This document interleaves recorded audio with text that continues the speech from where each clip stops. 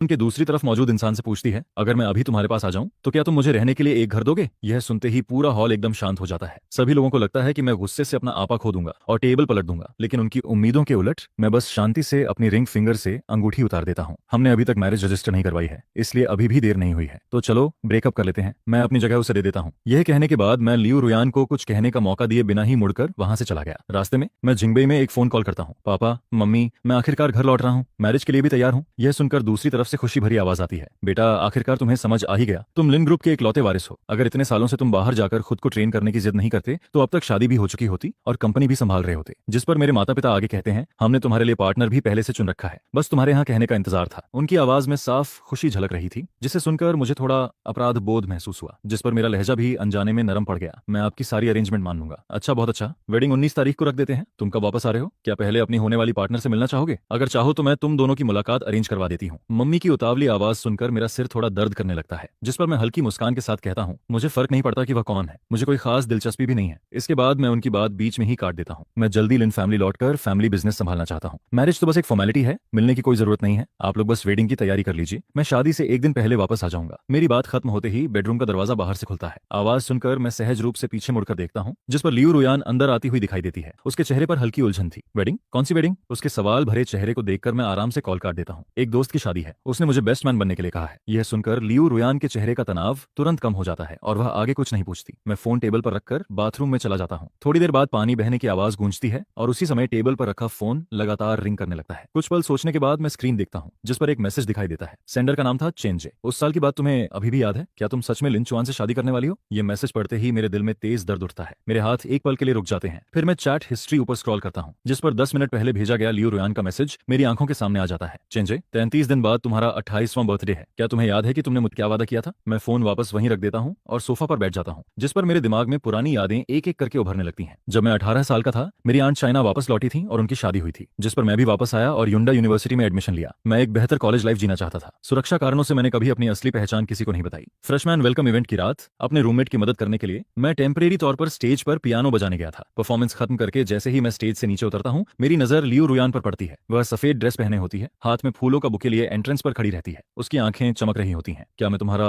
Contact ले सकती हूँ? मैं खूबसूरती का दीवाना था, इसलिए उसी वक्त मान गया। इसके बाद हम हर दिन कांटेक्ट में रहने लगते हैं। कभी कभी अलग अलग जगहों पर अचानक मुलाकात भी हो जाती है। जान पहचान के तीसरे महीने में लियू रुयान खुद मुझे प्रपोज करती है। पहला प्यार, पहली नजर का आकर्षण और उसके प्रपोजल के सामने मेरे पास मना करने की कोई वजह नहीं थी, जिस पर हम दोनों रिलेशनशिप में आ जाते हैं। 21 साल की उम्र से लेकर 28 साल की उम्र तक, पूरे 7 साल। इन 7 सालों में फैमिली लगातार मुझे वापस बुलाकर मैरिज अलायंस के लिए कहती रही। मैंने कई बार लियू रुयान की सोच जानने की कोशिश की, लेकिन जैसे ही शादी की बात आती, वह हमेशा उससे बच निकलती थी। शुरुआत में मुझे लगा कि शायद वह अभी मैरिज के लिए तैयार नहीं है, लेकिन ऐसा बार बार होने पर मुझे भी कुछ अजीब लगने लगता है। फिर करीब आधे महीने पहले एक ड्रिंकिंग पार्टी में मुझे सच्चाई पता चलती है, जिस पर मुझे मालूम पड़ता है कि लियू रुयान हमेशा से अपने बचपन के दोस्त चेंजे से प्यार करती थी। बस अफसोस की बात यह थी कि चेंजे उसे सिर्फ दोस्त मानता था, और जिस वजह से लियू रुयान मेरे करीब आई थी वह भी बेहद दर्दनाक थी। पहली मुलाकात वाली रात चेंजे किसी और लड़की के साथ था, जबकि स्टेज पर पियानो बजाते हुए मुझमें उसे चेंजे की थोड़ी झलक दिखाई दी थी। अपने दिल का खालीपन भरने और चेंजे को भूलने की कोशिश में उसने मुझे चुना। इसके बाद के सालों में चेंजे दर्जनों बार रिलेशनशिप में गया और हर बार ब्रेकअप भी किया। जब भी उसे किसी से अलग होते देखती, लियू रुयान के मन में फिर उसके पास जाने का विचार आता, लेकिन इससे पहले कि वह कुछ कह पाती, चेंजे किसी नए रिलेशनशिप में चला जाता, जिस पर उसके दिल का दर्द और गहरा होता जाता। ऐसे ही समय गुजरता रहा और देखते ही देखते 7 साल बीत गए, लेकिन लियू रुयान ने कभी चेंजे को भुलाया नहीं। वह हमेशा उसका इंतजार करती रही, खासतौर पर उस मजाकिया वादे का जो चेंजे ने किशोरावस्था में किया था। रुयान,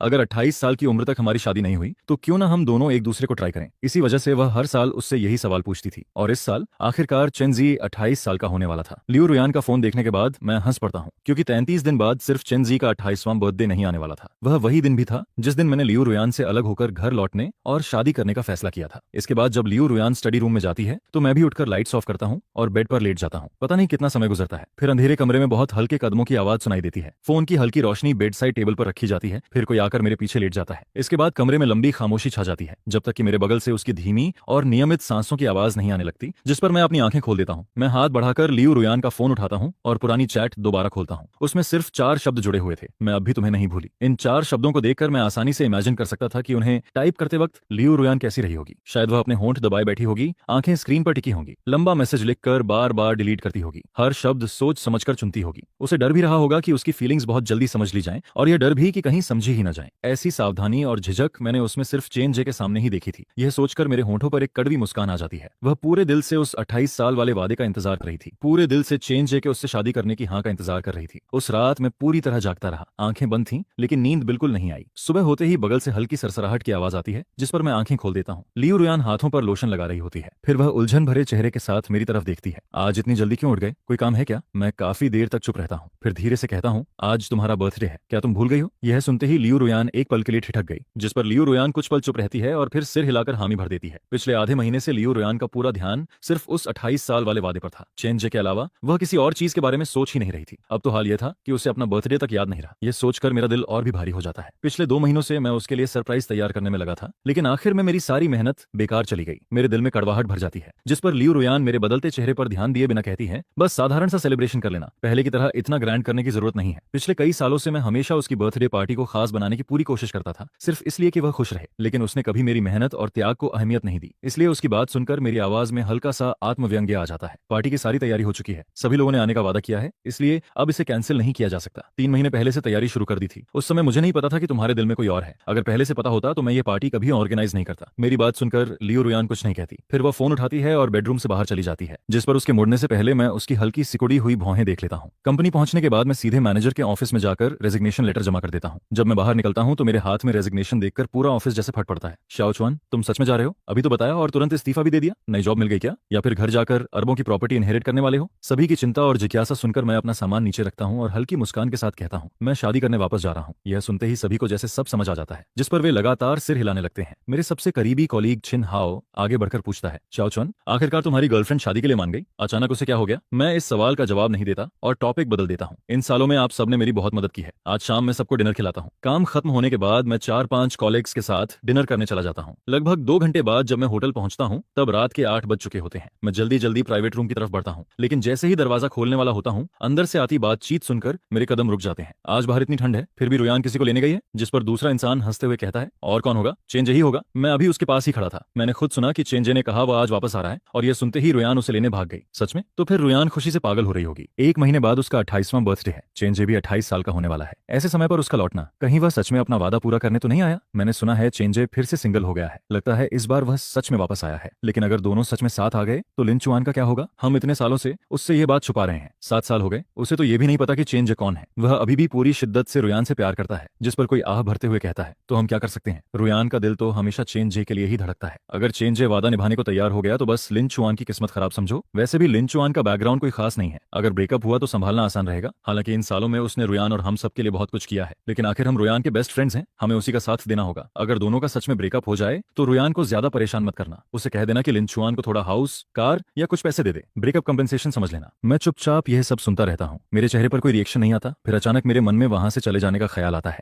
अजीब बात यह थी कि अब मुझे आधे महीने पहले जैसी तकलीफ नहीं हो रही थी, बल्कि सब कुछ थोड़ा हास्यास्पद लग रहा था। लियू रुयान मुझसे ब्रेकअप करना चाहती थी और इसके लिए अपने बेस्ट फ्रेंड से प्लानिंग भी कर चुकी थी। 7 साल तक मैं आखिर किस चीज को रिलेशनशिप समझकर जीता रहा। बस अफसोस इतना था कि इस बार जाने वाला इंसान मैं था। उसी समय कुछ वेटर्स शराब लेकर अंदर जाते हैं, जिस पर मैं जल्दी से पीछे हट जाता हूँ। दरवाजा खुलते ही अंदर की सारी बातचीत अचानक बंद हो जाती है, जैसे कुछ हुआ ही ना हो। मैं हल्की मुस्कान के साथ अंदर जाता हूँ और सभी को ग्रीटिंग करता हूँ। थोड़ी देर सोशलाइजिंग करने के बाद प्राइवेट रूम का दरवाजा दोबारा खुलता है, जिस पर लियू रुयान एक अनजान आदमी को साथ लेकर अंदर आती है। उसकी हाइट और बॉडी शेप देखकर मैं कुछ पल के लिए चुप हो जाता हूँ, क्योंकि वह 3-4 हिस्सों तक मुझसे मिलता जुलता था। लियू रुयान उसे पूरे रूम में घुमाकर सबसे मिलवाती है। आखिर में वह उसे लेकर मेरे सामने आती है। यह मेरा बचपन का सबसे अच्छा दोस्त है। वह थोड़ा रुकती है, फिर कहती है, चेंजे। इसके बाद वह मेरी तरफ देखकर बोलती है, और यह मेरा एक साधारण दोस्त है, लिन चुआन। यह कहते समय लियू रुयान पहले से तैयार थी कि शायद मैं गुस्सा हो जाऊंगा, लेकिन मेरी प्रतिक्रिया उसकी उम्मीद से बिल्कुल अलग थी। मैं सिर्फ उसकी तरफ गहराई से देखता हूँ, फिर 2 कदम पीछे हटकर दोनों से थोड़ा डिस्टेंस बना लेता हूँ। मेरे होठों पर हल्की मुस्कान आ जाती है। हेलो ब्रदर चेन, मैं लियू रुयान का एक साधारण दोस्त हूँ। मेरी बात सुनकर लियू रुयान कुछ सेकंड के लिए स्तब्ध रह जाती है। इसके बाद रूम का माहौल फिर से सामान्य हो जाता है। चेंजे का स्वभाव काफी खुला हुआ था। वह हर किसी से आसानी से घुल मिल जाता है। हाथ में वाइन ग्लास लेकर वह रूम के एक कोने से दूसरे कोने तक घूमता रहता है। फिर वह लोगों को ड्रिंकिंग गेम्स खेलने के लिए इकट्ठा कर लेता है। कुछ देर बाद उसके हाथ में कार्ड्स होते हैं, जिस पर वह किसी से वाटरमेलन लाने को कहता है। लियू रुयान बिना सोचे अपनी ही फोर्क से एक वाटरमेलन पीस उठाकर उसे खिला देती है। चेंजे भी इसे कोई बड़ी बात नहीं मानता। कुछ बाइट खाने के बाद वह सीधे उसके वाइन ग्लास से आधी वाइन पी लेता है। मैं कुछ मीटर दूर बैठा यह सब देखता रहता हूँ, जिस पर मेरी नजर लियू रुयान के हाथ में पकड़े उसी ग्लास पर टिक जाती है। वह बार बार उसी ग्लास से वाइन पीती रहती है और हर बार ठीक उसी जगह से पीती है जहां कुछ पल पहले चेंजे के होंठ लगे थे। धीरे धीरे वह नशे में आने लगती है। लेकिन बर्थडे पार्टी का सबसे जरूरी हिस्सा अभी बाकी था। सभी लोग बर्थडे सॉन्ग गाने लगते हैं और उसे कैंडल बुझाने के लिए खड़ा करते हैं, जिस पर पूरा रूम अचानक शांत हो जाता है। मैं खुद उठकर केक लाता हूँ और और कैंडल्स लगाता हूँ। 28 नंबर वाली कैंडल देखकर लियो रोयान अपनी कनपटी दबाती है, जैसे नशा कम करने की कोशिश कर रही हो। फिर उसकी धुंधली नजर पूरे रूम में घूमती है। अचानक वह एक उंगली ऊपर उठाती है। इस साल मैं विश नहीं मांगना चाहती, मैं एक सवाल पूछना चाहती हूँ। यह कहते हुए वह सीधा चेन जरे की तरफ इशारा करती है। उसकी नशे में डूबी आंखें भी उसी पर टिकी रहती हैं। ब्रोदर चेन, तुम जल्द ही 28 साल के होने वाले हो। मैं तुमसे एक सवाल पूछना चाहती हूँ, क्या इस समय तुम्हारी कोई गर्लफ्रेंड है? यह सवाल सुनते ही रूम में बैठे सभी लोग एक दूसरे की तरफ देखने लगते हैं। चारों तरफ से आती नजरों का सामना करते हुए चेन जे अपनी बैठने की पोजीशन ठीक करता है। फिर शांत स्वर में जवाब देता है, फिलहाल नहीं। उसके जवाब के बाद कुछ सेकंड की खामोशी छा जाती है। फिर अचानक कोई जोर से चिल्लाता है, वाह, और पूरा रूम शोर से भर जाता है। नशे में धुत बेस्ट फ्रेंड्स उछलकर खड़े हो जाते हैं। वे लियो रोयान को घेर लेते हैं और नाचने गाने लगते हैं। इस पूरे हंगामे के बीच मैं अपनी जगह पर शांत बैठा रहता हूँ, बिल्कुल वैसे ही जैसे एक साधारण दोस्त जिसे कुछ भी पता नहीं है। सुबह होने तक पार्टी चलती रहती है। जब सभी लोग चले जाते हैं तब मैं लियो रोयान को सहारा देकर कार तक ले जाता हूँ। वह अभी भी पहले वाली खुशी में डूबी हुई थी। मेरी गोद में सिर रखकर वह दिल की बहुत सारी बातें कहने लगती है, जिस पर उसकी आवाज धीरे धीरे भर्रा जाती है। वह रूंधे गले के साथ बोलना शुरू करती है। वह रूंधे हुए गले से कहती है, मत जाओ, मेरे पास ही रहो प्लीज। आखिर बाकी सबको मौका मिल सकता है तो मुझे क्यों नहीं? मैंने तुम्हारा बहुत सालों तक इंतजार किया है, हर दिन तुम्हारा इंतजार किया है। उसकी यह बातें सुनकर आगे बैठा ड्राइवर भी चुपके से मुस्कुरा देता है। जिस पर कार से उतरते समय वह मुझे शराब में धुत लियो रोयान को संभालते हुए देखता है और मजाक में कहता है, भाई आपकी गर्लफ्रेंड तो आपसे बहुत प्यार करती है। मैं हल्की मुस्कान देता हूँ, लेकिन दिल के अंदर एक चुभन सी उठती है, क्योंकि वह चेन जैसे प्यार करती थी, मुझसे नहीं। अगली सुबह जब लियो रोयान का नशा उतरता है तो उसे पिछली रात की बातें याद आ जाती हैं, जिस पर वह जल्दी से मेरे पास आकर सफाई देने लगती है। कल क्लब में मुझे बहुत लोगों ने ड्रिंक करा दी थी, शायद मैंने बहुत सी बेकार बातें कर दी। सब शराब का असर था, बकवास कर रही थी मैं, तुम दिल पर मत लेना। मैंने सोचा भी नहीं था कि उसे पिछली रात की बातें याद रहेंगी, और यह भी नहीं सोचा था कि वह इतना खराब बहाना बनाएगी। लेकिन फिर भी मैं शांत रहता हूँ और उसके साथ यह ड्रामा निभाता हूँ। मैं हल्के से सिर हिला देता हूँ, कोई बात नहीं, मैं समझता हूँ।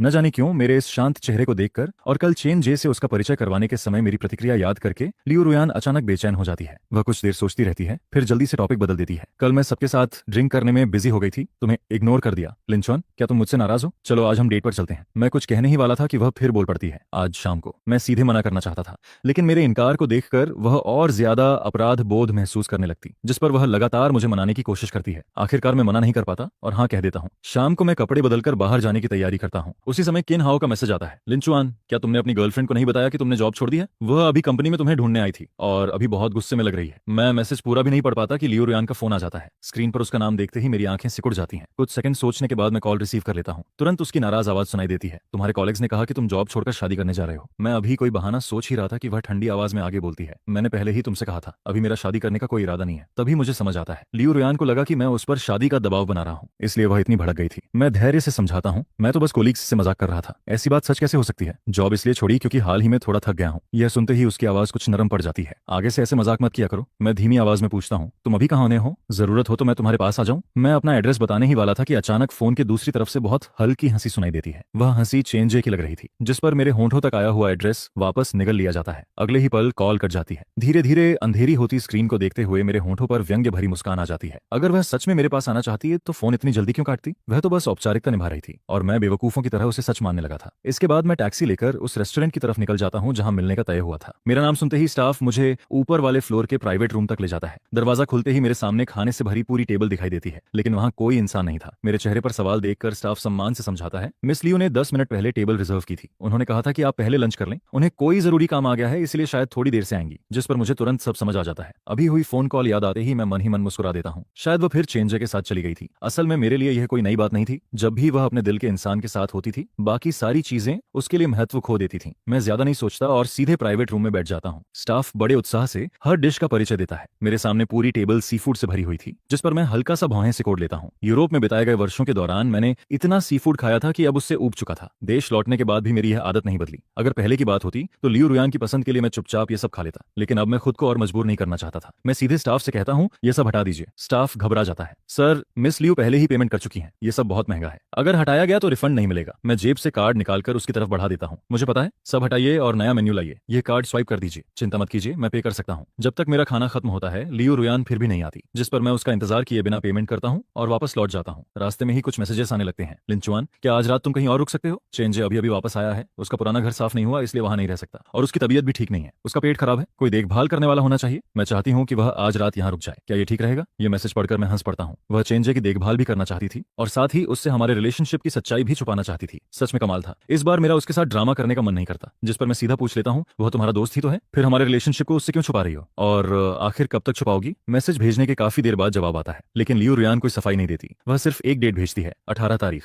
अगर यह पहले होता तो शायद मैं इसका मतलब नहीं समझता, लेकिन अब मैं बहुत अच्छी तरह जानता था। 18 तारीख चेन जे का बर्थडे था। अगर उस दिन चेन जे उसका हाथ थाम लेता तो वह बिना किसी झिझक के मुझसे ब्रेकअप कर लेती, और अगर चेन जे उसे ठुकरा देता तो वह पलटकर मेरे पास आती, फिर शादी की बात छेड़ती। अगर मैं मना कर देता तो वह कह सकती थी कि वह तो बस मजाक कर रही थी, चाहे आगे बढ़े या पीछे हटे, दोनों तरफ उसके पास परफेक्ट एग्जिट प्लान मौजूद था, जिस पर मुझे उसकी प्लानिंग की तारीफ करनी पड़ती है। लेकिन अफसोस, मैं उसकी लव स्टोरी का बैकअप ऑप्शन नहीं बनना चाहता था, इसलिए मैं उसे कोई रिप्लाई नहीं देता, सीधे फोन स्विच ऑफ कर देता हूं और एक होटल का एड्रेस बताकर वहां चला जाता हूं। सोने से पहले थोड़ी वाइन पीता हूं और फिर गहरी नींद में सो जाता हूं। जब मेरी आंख खुलती है तब अगली शाम हो चुकी होती है। मैं टाइम देखने के लिए फोन ऑन करता हूं, जिस पर दर्जनों नए मैसेजेस सामने आ जाते हैं। उनमें ज्यादातर लियो रुयान के थे, बाकी उसके बेस्ट फ्रेंड्स के। तुम कहां हो? फोन क्यों नहीं उठा रहे? मैसेज का रिप्लाई क्यों नहीं दे रहे? डराना बंद करो, रुयान पूरी रात तुम्हें ढूंढती रही है। इन मैसेजेस को पढ़कर मेरे होंठों पर ठंडी हंसी आ जाती है। क्या सिर्फ फोन ऑफ करके सो जाना भी किसी को डराना कहलाता है? और फिर क्या उन लोगों को सच में मेरी चिंता थी? आखिर लियो रुयान के दिल में तो हमेशा चेंज ही था, उससे मेरी परवाह क्यों होती? मैं मैसेजेस पढ़ ही रहा था कि लियो रुयान का कॉल फिर आ जाता है। इस बार उसकी आवाज बिल्कुल भी नरम नहीं थी। चैनजे ने बस एक रात के लिए घर उधार लिया था। क्या तुम्हें इतना गुस्सा करने की जरूरत थी? अगर तुम नाराज भी थे तो इस तरह गायब होकर गुस्सा दिखाने की क्या जरूरत थी? मैं उसकी बात सुनता रहता हूँ, लेकिन इस बार मैं कोई सफाई देने की कोशिश नहीं करता, बल्कि शांत होकर उसकी अगली बात का इंतजार करता हूँ। बहाना था, कोई गुस्सा नहीं था, बस फोन की बैटरी खत्म हो गई थी और अपने आप स्विच ऑफ हो गया था। अगर पहले की बात होती तो लियो नुयेन शायद मेरी इस बात पर यकीन कर लेती, लेकिन आज पता नहीं क्यों वह अचानक मुझसे सवाल पर सवाल करने लगती है, जिस पर वह पूछती है, तो फिर पहले किसी भी वक्त तुमसे संपर्क हो जाता था, लेकिन कल रात ही फोन क्यों बंद था? यह सुनकर मैं कुछ पल के लिए रुक गया और अचानक बहुत सारी पुरानी बातें याद आने लगीं। कुछ साल पहले की एक रात लियो न्यूयेन को अचानक पेट में तेज दर्द हुआ था। वह अपनी सेक्रेटरी को फोन करना चाहती थी, लेकिन गलती से मुझे कॉल कर दिया, जिसे सुनकर मैं तुरंत दवा लेकर उसके पास पहुंच गया था। पिछले साल जब वह विदेश बिजनेस ट्रिप पर गई थी तब वहां और यहाँ के समय में 7 घंटे का फर्क था। लियो न्यूयेन को मेरे यहाँ का टाइम याद नहीं रहता था। कई बार रात के 3-4 बजे फोन करके किसी डॉक्यूमेंट के बारे में वो पूछती थी, जिस पर मैं नींद से भरी आंखें लेकर उठता, कंप्यूटर ऑन करता और उसके लिए फाइल ढूंढता था। 3 महीने पहले मेरा अपेंडिक्स का ऑपरेशन हुआ था। मैं अभी अभी ऑपरेशन थिएटर से बाहर आया था और एनेस्थीसिया का असर भी पूरी तरह खत्म नहीं हुआ था। तभी उसका मैसेज आया कि उसे मिल्क टी पीनी है, जिस पर मैंने नर्स से कहकर उसके लिए मिल्क टी मंगवाई थी। एक एक घटना इस बात का सबूत थी कि मैं उससे हद से ज्यादा प्यार करता था, लेकिन अफसोस,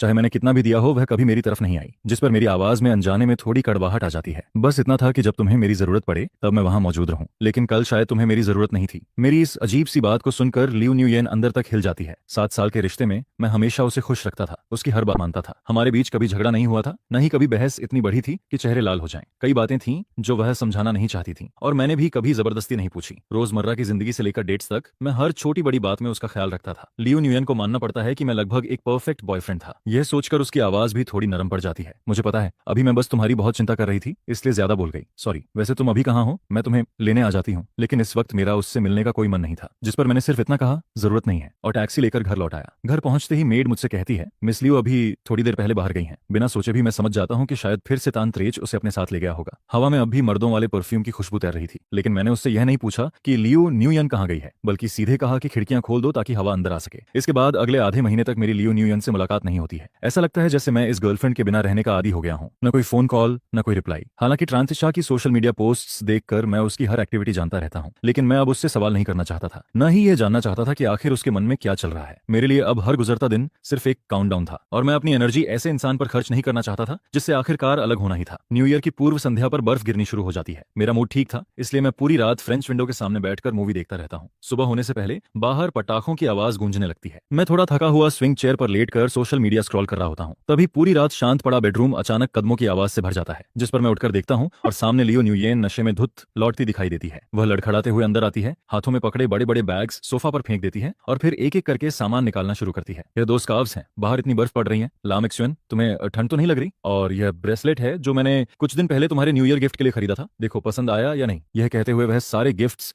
मेरी गोद में ठूंस देती है। मुझे गर्मी लगती है, इसलिए मैं स्कार्फ उतार देता हूँ, लेकिन वह फिर मेरा हाथ पकड़ लेती है। सॉरी सॉरी, इन दिनों मैं बहुत बिजी थी, इसलिए तुमसे मिलने नहीं आ पाई। क्या तुम फिर से नाराज हो गए? पिछली बार भी मुझे तुम्हें इंतजार नहीं करवाना चाहिए था, मुझे माफ कर दो ना, हम दोनों आगे से अच्छे से रहेंगे। यह कहते कहते वह मेरे करीब झुकती है और मुझे किस करने की कोशिश करती है, लेकिन मैं उसके शरीर से आती शराब की गंध बिल्कुल बर्दाश्त नहीं कर पाता और मुझे समझ भी नहीं आता कि वह आखिर करना क्या चाहती है। काफी मुश्किल से मैं उसे बेडरूम तक ले जाकर सुला देता हूँ। उसके सो जाने के बाद मैं लिविंग रूम में बिखरे बैग्स समेटने लगता हूँ और फिर उसका फोन उठा लेता हूँ। तभी सोशल मीडिया की नोटिफिकेशंस लगातार सामने आने लगती हैं, लेकिन उनमें सबसे ज्यादा ध्यान ट्रान ट्रान की पोस्ट खींच लेती है। उसने 9 तस्वीरें पोस्ट की थीं। हर फोटो में वह बर्फ के बीच एक लड़की के साथ था और कैप्शन उससे भी ज्यादा दिलचस्प था, पहली बर्फबारी में आखिरकार सही इंसान से मुलाकात हो गई। यह देखकर मेरे मन के सारे शक खत्म हो जाते हैं। अब समझ आता है कि लियो न्यूये अचानक नशे में मेरे पास वापस क्यों आई थी और क्यों उसने खुद पहल करके मुझसे सुलह करने की कोशिश की, क्योंकि जिस इंसान से वह प्यार करती थी वह अब किसी और के साथ नया रिश्ता रिश्ता शुरू कर चुका था। अगर ऐसा नहीं होता तो वह मुझे जैसे पुराने इंसान को कैसे याद करती, जिस पर मेरी आंखों में एक व्यंग्य भरी मुस्कान चमक जाती है। मैं अपनी कलाई से घड़ी उतारकर सीधे टेबल पर फेंक देता हूँ। इसके बाद अगले कुछ दिनों में लियो न्यूयेन जैसे पूरी तरह बदल जाती है। वह कहीं नहीं जाती, बस घर पर रहती है और कहती है कि मेरे साथ समय बिताना चाहती है। मेरा पेट ठीक नहीं रहता तो वह खुद मेरे लिए दलिया बनाती है। मैं ट्रैवल एडवर्टाइजमेंट को 2 बार ज्यादा देख लूं तो वह अगले साल साथ घूमने जाने की प्लानिंग शुरू कर देती है। शायद चोट लगने के बाद इस बार वह पहले से भी ज्यादा अच्छे तरीके से मेरे साथ पेश आ रही थी, लेकिन अब मैं कभी उसके दिखावे में नहीं आने वाला था। मैं बस चुपचाप लियो न्यूयन को एक आदर्श गर्लफ्रेंड का रोल निभाते हुए देखता रहता हूँ और वह मेरी कुछ बातों के लिए भाग दौड़ करती रहती है, लेकिन मेरे मन में उसके लिए अब कोई अपराध बोध नहीं था। आखिर यह सब वह सिर्फ अपने पुराने कर्ज चुकाने के लिए कर रही थी और मुझे इसे स्वीकार करने में कोई मानसिक बोझ नहीं था। स्प्रिंग फेस्टिवल के बाद माँ ने मुझे वेडिंग सूट्स की कुछ फोटोज भेजी और पूछा कि कौन सा डिजाइन पसंद है, जिस पर मैं फोन लेकर एक एक तस्वीर ध्यान से देखने लगता हूँ। शायद मैं जरूरत से ज्यादा फोकस था, इसलिए लियो न्यूयेन कब मेरे पास आकर खड़ी हो गई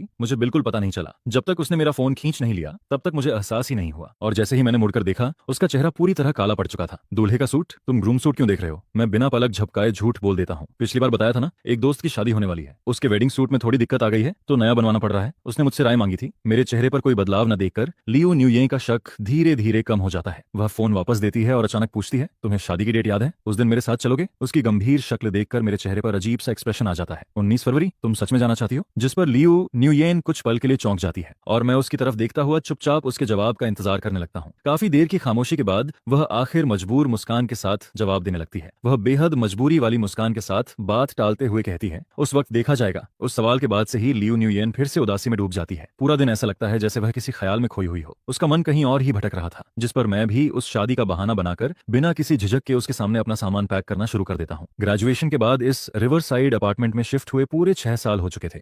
मैं सिर्फ वही चीजें सूटकेस में रखता हूँ जो मैंने खुद खरीदी थी। बाकी किसी भी सामान को साथ ले जाने का इरादा नहीं था। वैसे भी जिंगबे पहुंचकर जो चाहिए होगा दोबारा खरीद लूंगा, लेकिन कुछ चीजें मैंने जानबूझकर यहीं छोड़ दी, क्योंकि कभी कभी लियो न्यूयन अचानक मेरे सामान को देखने लगती थी, जिस पर अगर वह सूटकेस के अंदर झांकती तो उसे कुछ भी अजीब नहीं लगता। उसने कभी मुझसे एक भी सवाल नहीं पूछा। मुझे पता था कि इस वक्त उसका पूरा ध्यान ट्रान थ्रेच के बर्थडे इन्विटेशन पर लगा हुआ है। वह उम्मीद कर रही थी कि उसे पार्टी का निमंत्रण जरूर मिलेगा, जिसकी वजह से उसे बिल्कुल एहसास नहीं हुआ कि मैं चुपके चुपके अपनी बहुत सी पर्सनल बिलोंगिंग्स फेंक चुका हूँ। यहाँ तक कि वे कपल आइटम्स भी, जिन्हें मैं पहले खजाने की तरह संभाल कर रखता था, अब भी अपनी जगह पर पड़े थे। इसलिए उसे जरा भी शक नहीं हुआ कि इस बार मेरा जाना हमेशा के लिए होगा। आखिर उसकी नजर में तो मैं वह इंसान था जो उसके लिए अपनी जान तक दे सकता था। तो फिर वह कैसे सोच सकती थी कि मैं सच में सब कुछ छोड़कर हमेशा के लिए जा रहा हूँ, जिस पर मैं बेहद हल्के मन से अपनी पैकिंग पूरी करता रहता हूँ। 18 फरवरी को मौसम बहुत उदास था। आसमान ऐसा लग रहा था जैसे किसी भी वक्त बारिश शुरू हो जाएगी। लियो न्यूयन सोफा पर बैठी लगातार फोन देख रही थी। मैं थोड़ी देर से उठा और डाइनिंग टेबल पर बैठकर नाश्ता करने लगा, जिस पर मेड आसमान की तरफ देखकर पूछती है, मिस्टर लाम, लगता है बारिश आने वाली है, क्या एयरपोर्ट थोड़ा जल्दी नहीं निकलना चाहिए? यह सुनकर लियो न्यूयन तुरंत सिर उठाती है। एयरपोर्ट? एयरपोर्ट क्यों जाना है? फिर उसे अचानक याद आता है, ओह, कल शादी में जाना है। उस दिन मैंने कहा था कि सोचूंगी। अब फैसला कर लिया क्या? जिस पर मैं बस सामान्य तरीके से जवाब देता हूँ और चुपचाप उसकी तरफ देखने लगता हूँ। कुछ सेकंड की खामोशी के बाद लियो न्यूयन आखिर कहती है, जगह काफी दूर है, मैं तुम्हें एयरपोर्ट छोड़ देती हूँ। उसके इस जवाब पर मुझे बिल्कुल भी हैरानी नहीं होती। मैं आराम से टोस्ट का आखिरी टुकड़ा खत्म करता हूँ और फिर बेडरूम में जाकर सामान उठा लेता हूँ। इसके बाद हम दोनों कार में बैठ जाते हैं, लेकिन जैसे ही लियो न्यूयन सीट बेल्ट लगाती है उसका फोन बज उठता है, जिस पर वह जल्दी से फोन खोलती है। अगले ही पल उसके चेहरे पर छिपी न जा सकने वाली खुशी दिखाई देने लगती है। वह फोन नीचे रखती है, सीधे सीट बेल्ट खोलती है और कार का दरवाजा खोलकर बाहर निकल जाती है। जब वह नीचे उतर चुकी होती है तभी उसे एहसास होता है कि उसने क्या किया है, जिस पर वह जल्दी से झुककर मुझे समझाने लगती है, लम्सविन, कंपनी में अचानक एक जरूरी काम आ गया है, मुझे पहले वहां जाना होगा। ड्राइवर तुम्हें एयरपोर्ट छोड़ देगा। इतने साल साथ रहने के बाद लियो न्यूयन के चेहरे पर झलकती झिझक देखकर मैं तुरंत समझ जाता हूँ कि वह झूठ बोल रही है, लेकिन मैं उसे बेनकाब नहीं करता, बस हल्के से सिर हिला देता हूँ। ड्राइवर का इंतजार करते हुए मैं फेसबुक खोलता हूँ और जैसा मैंने सोचा था, त्रान ट्राच की नई पोस्ट सामने आ जाती है। उसने बर्थडे पार्टी वेन्यू की तस्वीरें शेयर की थी, लेकिन इस बार उसके साथ वह छोटी लड़की नहीं थी। लगता था दोनों का ब्रेकअप हो चुका था, जिसका मतलब साफ था, ट्रांस चर्च की वह पुरानी बात कि अगर 28 साल की उम्र तक उसने शादी नहीं की तो वह लियो न्यूयन के साथ रहेगा, अब फिर से उम्मीद बनकर लौट आई थी। शायद इसी वजह से वह इतना खुश था। कुछ देर बाद ड्राइवर पहुंच जाता है और उसी वक्त लियो न्यूयन भी सफेद रंग की खूबसूरत ड्रेस पहनकर स्पोर्ट्स कार में बैठती दिखाई देती है। वह विंडो नीचे करती है और मुस्कुराकर मेरी तरफ हाथ हिलाती है, तुम कब वापस आओगे? जिस पर मैं सिर्फ मुस्कुरा देता हूँ, लेकिन कोई जवाब नहीं देता। लियो न्यूयन भी इस बात पर ध्यान नहीं देती और तेज रफ्तार में वहां से निकल जाती है। पैसेंजर सीट पर बैठकर उस स्पोर्ट्स कार को दूर जाते हुए देखता रहता हूँ, जब तक वह पूरी तरह नजरों से ओझल नहीं हो जाती। जिस पर मैं धीरे से ड्राइवर से कहता हूँ, चलो। बाहर हल्की बारिश शुरू हो चुकी थी। बारिश की बूंदें शीशे पर गिरती हैं और धीरे धीरे बाहर का नजारा धुंधला होने लगता है, लेकिन अब मेरा भी देखने का मन नहीं था। मैं मन ही मन आखिरी बार अलविदा कहता हूँ, अलविदा, अब कभी मुलाकात नहीं होगी। प्लेन में चढ़ने से पहले मुझे पापा का फोन आता है, कितने बजे पहुंचोगे? मैंने ड्राइवर भेज दिया है। मैं भी जल्दी घर पहुंचना चाहता था, जिस पर मैंने मना नहीं किया। कल रात मेरी नींद पूरी नहीं हुई थी, इसलिए प्लेन में बैठते ही मुझे नींद आने लगती है और 2 घंटे से ज्यादा की फ्लाइट मैं लगभग पूरी सोते हुए बिताता हूँ। जिंगबे मुंबई पहुंचने के बाद मैं कैप और सनग्लासेस लगाकर अराइवल गेट से बाहर निकलता हूं, लेकिन बाहर आते ही कोई मेरा रास्ता रोक लेता है। लामेक्सवेन, उस साफ और मधुर आवाज को सुनकर मैं आधी नींद में ही सिर हिला देता हूं। अंकल लैम ने मुझे आपको लेने भेजा है। मैं आंखें सिकोड़कर थाम हूसो को देखता हूं और मन ही मन सोचता हूं कि शायद यही ड्राइवर है, लेकिन इतनी खूबसूरत लड़की ड्राइवर कैसे हो सकती है। इसके बाद मैं कार में बैठते ही फिर से विंडो के सहारे सो जाता हूं। जब मेरी आंख खुलती है तो बाहर एक अनजान विला दिखाई देता है, जिस पर मैं हैरानी से पूछता हूं, यह मेरा घर तो नहीं है। मेरी प्रतिक्रिया देखकर थाम हूसो हल्का सा हंस देती है। आज नहीं है, लेकिन कल से होगा, और सही कहूं तो यह हमारा न्यू हाउस है। उसका जवाब सुनकर मैं पूरी तरह स्तब्ध रह जाता हूं। मेरी सारी नींद एक झटके में गायब हो जाती है। मैं कैप और सनग्लासेस उतारता हूं और नीचे देखकर थाम हूसो की तरफ देखता हूं, जिस पर उसकी मुस्कुराती आंखें सीधे मेरी नजरों से टकराती हैं। मेरे चेहरे की हैरानी देखकर वह तुरंत कारण समझ जाती है और खुद ही हाथ आगे बढ़ाकर कहती है, वैसे मैं अपना परिचय देना भूल गई। मिस्टर लाम, मेरा नाम थाम हूसो है। मैं थोड़ा असहज होकर मुस्कुराता हूं और जल्दी से उसका हाथ मिलाता हूं। सॉरी,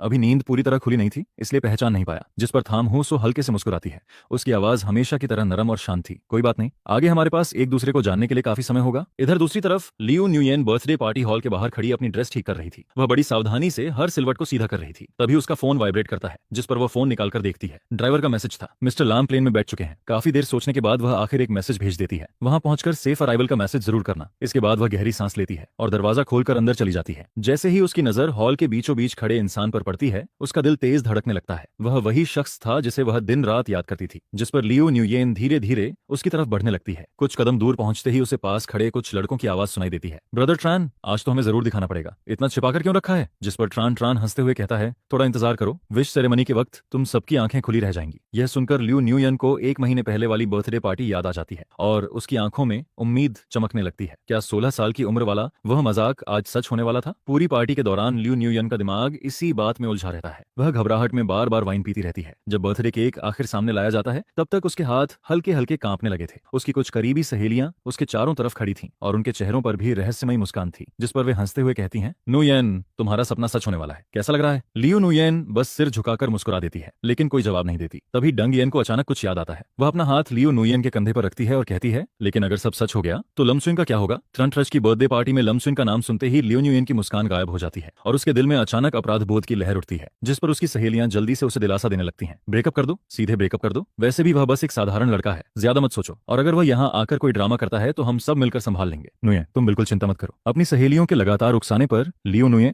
आखिर फोन निकालती है और कुछ शब्द टाइप करती है, लेकिन उसकी उंगली सेंड बटन पर जाकर रुक जाती है, जिस पर बाकी लड़कियां बेचैन हो जाती हैं। वे उसका हाथ पकड़ती हैं और सीधे सेंड बटन दबा देती हैं। स्क्रीन पर लिखा था, कहीं जा रही हूँ, तुम्हें बता रही हूँ, और उसके ठीक नीचे एक नया मैसेज दिखाई देता है, चलो हम ब्रेकअप कर लेते हैं। दोनों मैसेजेस के बीच पूरे 3 घंटे का अंतर था। समय का हिसाब लगाया जाए तो इस वक्त तक मेरा प्लेन लैंड कर चुका होगा, मतलब बहुत जल्द मैं यह मैसेज देख लूंगा। लेकिन लियू न्यूयेन अभी भी खोई हुई बैठी थी, जिस पर उसकी सहेलियां उसे खींचकर हॉल के बीचों बीच ले जाती हैं। बर्थडे सॉन्ग पूरे हॉल में गूंज रही थी और लियू न्यूयेन उम्मीद भरी नजरों से तान त्रेच को देख रही थी, जिस पर तान त्रेच अपनी आंखें बंद करता है, हाथ जोड़ता है और दिल से विश मांगता है। उम्मीद है कि मेरे 28वें बर्थडे के बाद आने वाले साल में मैं और गिया गिया हमेशा साथ रह सकें। यह सुनते ही 1 सेकंड पहले तक मुस्कुराती हुई लियू न्यूयेन का चेहरा पूरी तरह सफेद पड़ जाता है। सिर्फ वही नहीं, कमरे में मौजूद बाकी लोग भी बुरी तरह चौंक जाते हैं। याई याई कौन है? अरे हमसे भी मिलवाओ। चारों तरफ शोर मचने लगता है, जिस पर ट्रान ट्रान मुस्कुराते हुए कहता है, मेरी गर्लफ्रेंड। अगले ही पल प्राइवेट रूम का दरवाजा बाहर से खुलता है। एक खूबसूरत लड़की धीरे धीरे अंदर आती है और सबकी तरफ देखकर मुस्कुराती है। Hello everyone. वह थी हाँ गिया गिया। तांत्रेज खुशी से उसका हाथ पकड़ता है और सबके सामने अपने रिलेशनशिप की छोटी छोटी बातें बताने लगता है। उधर लियू न्यूयेन कमरे के कोने में बैठी लगातार शराब पी रही थी। एक ग्लास खत्म होता तो दूसरा शुरू हो जाता, जिस पर उसकी सहेलियां भी उसके साथ पीने लगती हैं। देखते ही देखते पूरा ग्रुप नशे में डूब जाता है। कुछ देर बाद डंग येन लड़खड़ाते हुए उठती है और सीधे तांत्रेज के सामने पहुंच जाती है। सभी लोग हैरानी से उसे देखने लगते हैं। वह अपनी बेस्ट फ्रेंड के लिए न्याय मांगना चाहती थी। तांत्रेज, क्या तुम्हें नुयेन से किया हुआ पुराना वादा याद नहीं है? यह सुनकर हा गिया गिया के चेहरे पर जिज्ञासा आ जाती है। कौन सा वादा? जिस पर तांत्रेज का चेहरा तुरंत बदसूरत हो जाता है। लेकिन डंग येन अब नशे में थी, उसे किसी की परवाह नहीं थी। बाकी सहेलियां भी तुरंत बोल पड़ती हैं, तुमने कहा था कि 28 साल की उम्र में तुम नुयेन के साथ रहोगे, हम सबको याद है। क्या अब तुम अपना वादा तोड़ने वाले हो? यह सुनकर हा गिया गिया के चेहरे की मुस्कान गायब हो जाती है। वह सिर घुमाकर तांत्रेज की तरफ देखती है। सच में? जिस पर तांत्रेज तुरंत सफाई देता है, अरे वह तो शराब के नशे में बोला गया मजाक था, उससे कोई सच थोड़ी मानता है, और अब मेरी गर्लफ्रेंड है, ऐसी बातों का कोई मतलब नहीं रह जाता। उसके हर शब्द किसी चाकू की तरह लियू न्यूयेन के दिल में उतरते जाते हैं। वह एक हाथ से अपना सीना पकड़ती है, दूसरे हाथ से सोफा का सहारा लेकर खड़ी हो जाती है। सबकी हैरानी के बीच वह अचानक जोर से हंसने लगती है, मानो कोई पागल इंसान हंस रहा हो। सही कहा, इसका कोई मतलब नहीं है, तुम्हारी गर्लफ्रेंड है और मेरा भी बॉयफ्रेंड है, वह सब बस मजाक था। उसकी बात सुनकर हा गिया फिर से मुस्कुराने लगती है। वह तांत्रेज का हाथ पकड़कर लियू न्यूयेन के सामने आती है और बिल्कुल सामान्य अंदाज में पूछती है, तो फिर सब गलतफहमी थी, वैसे मैंने सुना है कि आपका बॉयफ्रेंड है, आज उससे साथ क्यों नहीं लाई? यह सुनकर लियू न्यूयेन का दिमाग पूरी तरह खाली हो जाता है, लेकिन फिर भी वह मजबूरी में मुस्कुराती है। वह शादी में गया है, उसके पास आने का समय नहीं था। जिस पर हागिया गया समझते हुए सिर हिला देती है, लेकिन ट्रांत चा की आंखों में अलग ही भाव दिखाई देता है। उसकी आवाज में शक साफ सुनाई देता था। बॉयफ्रेंड? कौन बॉयफ्रेंड? मैं इतने समय से वापस आया हूँ लेकिन मैंने कभी उसका नाम नहीं सुना। यह सुनकर लियू न्यूयेन बिल्कुल चुप हो जाती है, जिस पर डंग ये आगे बढ़कर उसका सहारा देती है और ट्रांत चा की तरफ देखकर ताने भरे अंदाज में कहती है, लाम शेन वही न्यूये का बॉयफ्रेंड है, तुम्हारी बर्थडे पार्टी में जो सबसे हैंडसम लड़का था। यह सुनते ही ट्रांत रेच को वह रात याद आ जाती है जब मैंने मुस्कुराकर कहा था कि हम सिर्फ सामान्य दोस्त हैं। उसे तभी से कुछ अजीब लगा था, जिस पर वह तुरंत पूछ बैठता है, लेकिन उस दिन तो तुम दोनों ने खुद कहा था कि सिर्फ दोस्त हो। डोंगियन हंस पड़ती है, कपल्स की लड़ाई थी बस, तुमने इतनी डेटिंग की है ये भी नहीं समझ पाए। यह सुनकर ट्रांत राज का चेहरा लाल और सफेद होने लगता है। वह गुस्से से डोंगियन को घूरता है, लेकिन भीतर की जलन दबा नहीं पाता। इसीलिए तो पूछ रहा हूँ, अगर सच में बॉयफ्रेंड है तो क्यों ना अभी कॉल करके पूछ लिया जाए। वैसे भी मुझे अपने नए जीजाजी से मिलना चाहिए। उसकी बात सुनते ही लियू न्यूयेन और उसकी सहेलियों के चेहरे काले पड़ जाते हैं, क्योंकि सबको अभी भेजा गया ब्रेकअप मैसेज याद आ जाता है। सिर्फ उनके चेहरे देखकर ही ट्रांत अच्छा सब समझ जाता है, जिस पर वह सीधे मेरा चैट खोलता है और वीडियो कॉल की जगह वॉइस कॉल लगा देता है। यह देखकर कुछ लड़कियां फोन छीनने के लिए दौड़ पड़ती हैं, लेकिन हाँ गया गया उनके सामने आकर खड़ी हो जाती है। तांत्रेज फोन का वॉल्यूम मैक्सिमम पर कर देता है। पूरे रूम में अचानक सन्नाटा छा जाता है। अब सिर्फ रिंगिंग टोन सुनाई दे रही थी। लियू न्यूयन अपनी मुट्ठियां कसकर भींच लेती है और मन ही मन प्रार्थना करने लगती है। वह चाहती थी कि मैं फोन न उठाऊं। वह चाहती थी कि मैंने अभी तक ब्रेकअप मैसेज न देखा हो। हर रिंग के साथ उसका दिल और तेज धड़कने लगता है। लगभग 1 मिनट गुजर जाता है। जब सभी लोग उम्मीद छोड़ने वाले होते हैं तभी कॉल कनेक्ट हो जाती है। ब्रो द ट्रैच, कोई काम था? मेरी आवाज सुनते ही लियू न्यूयन का चेहरा और भी सफेद पड़ जाता है। इसके उलट ट्रांत ट्रैच के चेहरे पर जीत वाली मुस्कान आ जाती है। वह आराम से कहता है, कुछ खास नहीं, आज मेरा बर्थडे है। सुना है तुम न्यूयन के बॉयफ्रेंड हो, तो सोचा तुम्हें भी बुला लूं। फोन के दूसरी तरफ कुछ सेकंड तक खामोशी छाई रहती है, जिस पर लियू न्यूयन की सांसें तक रुकने लगती हैं। फिर मैं शांत आवाज में जवाब देता हूँ, सॉरी मैं अभी जिंगबई में हूँ, आ नहीं सकता। मेरी सामान्य आवाज सुनकर लियू न्यूयन को लगता है कि शायद मैंने अभी तक मैसेज नहीं देखा, जिस पर वह थोड़ा राहत की सांस लेती है। लेकिन मेरी बात अभी खत्म नहीं हुई थी। मैं धीमी आवाज में आगे कहता हूँ, वैसे एक बात और, मेरा और लियू न्यूयन का ब्रेकअप हो चुका है। ब्रो द ट्रिच, आप गलत मत समझिएगा। यह सुनते ही ट्रान भी थोड़ा चौंक जाता है, लेकिन उसके चेहरे पर खुशी ज्यादा साफ दिखाई देती है। ब्रेकअप कब हुआ? मैं बिल्कुल शांत लहजे में जवाब देता हूँ, अभी अभी, लगभग 10 मिनट पहले मुझे उसका ब्रेकअप मैसेज मिला है। यह सुनते ही आसपास खड़े लोग हंसी रोकने की कोशिश करने लगते हैं, लेकिन कोई खुलकर हंसने की हिम्मत नहीं करता। ट्रांत्रेच हल्का सा हंसता है और ठंडी नजरों से उन लड़कियों को देखता है जो अभी तक तमाशा बना रही थी। फिर वह बेपरवाही से कहता है, ठीक है, मैं ये बात न्यूयेन तक पहुंचा दूंगा। मैं जवाब देता हूँ, धन्यवाद। और हाँ मिस्टर ट्रान, हैप्पी 28वें बर्थडे। साथ ही आपको और मिस हा को हमेशा खुश रहने की शुभकामनाएं। जानबूझकर या अनजाने में मैंने 28वें बर्थडे वाले शब्दों पर खास जोर दिया था, मानो मैं सबको बता रहा हूँ कि मुझे पूरी सच्चाई पहले से पता है, जिस पर कमरे में मौजूद कोई भी इंसान कुछ नहीं बोल पाता। सब बस चुपचाप कॉल करते हुए देखते रहते हैं। अगले ही पल पूरे रूम का माहौल बर्फ जैसा ठंडा हो जाता है। लगभग 5 मिनट तक कोई एक शब्द नहीं बोलता। आखिर में हा गया ही माहौल संभालने के लिए आगे बढ़ती है और लियू न्यूयन को बैठने के लिए आमंत्रित करती है। तो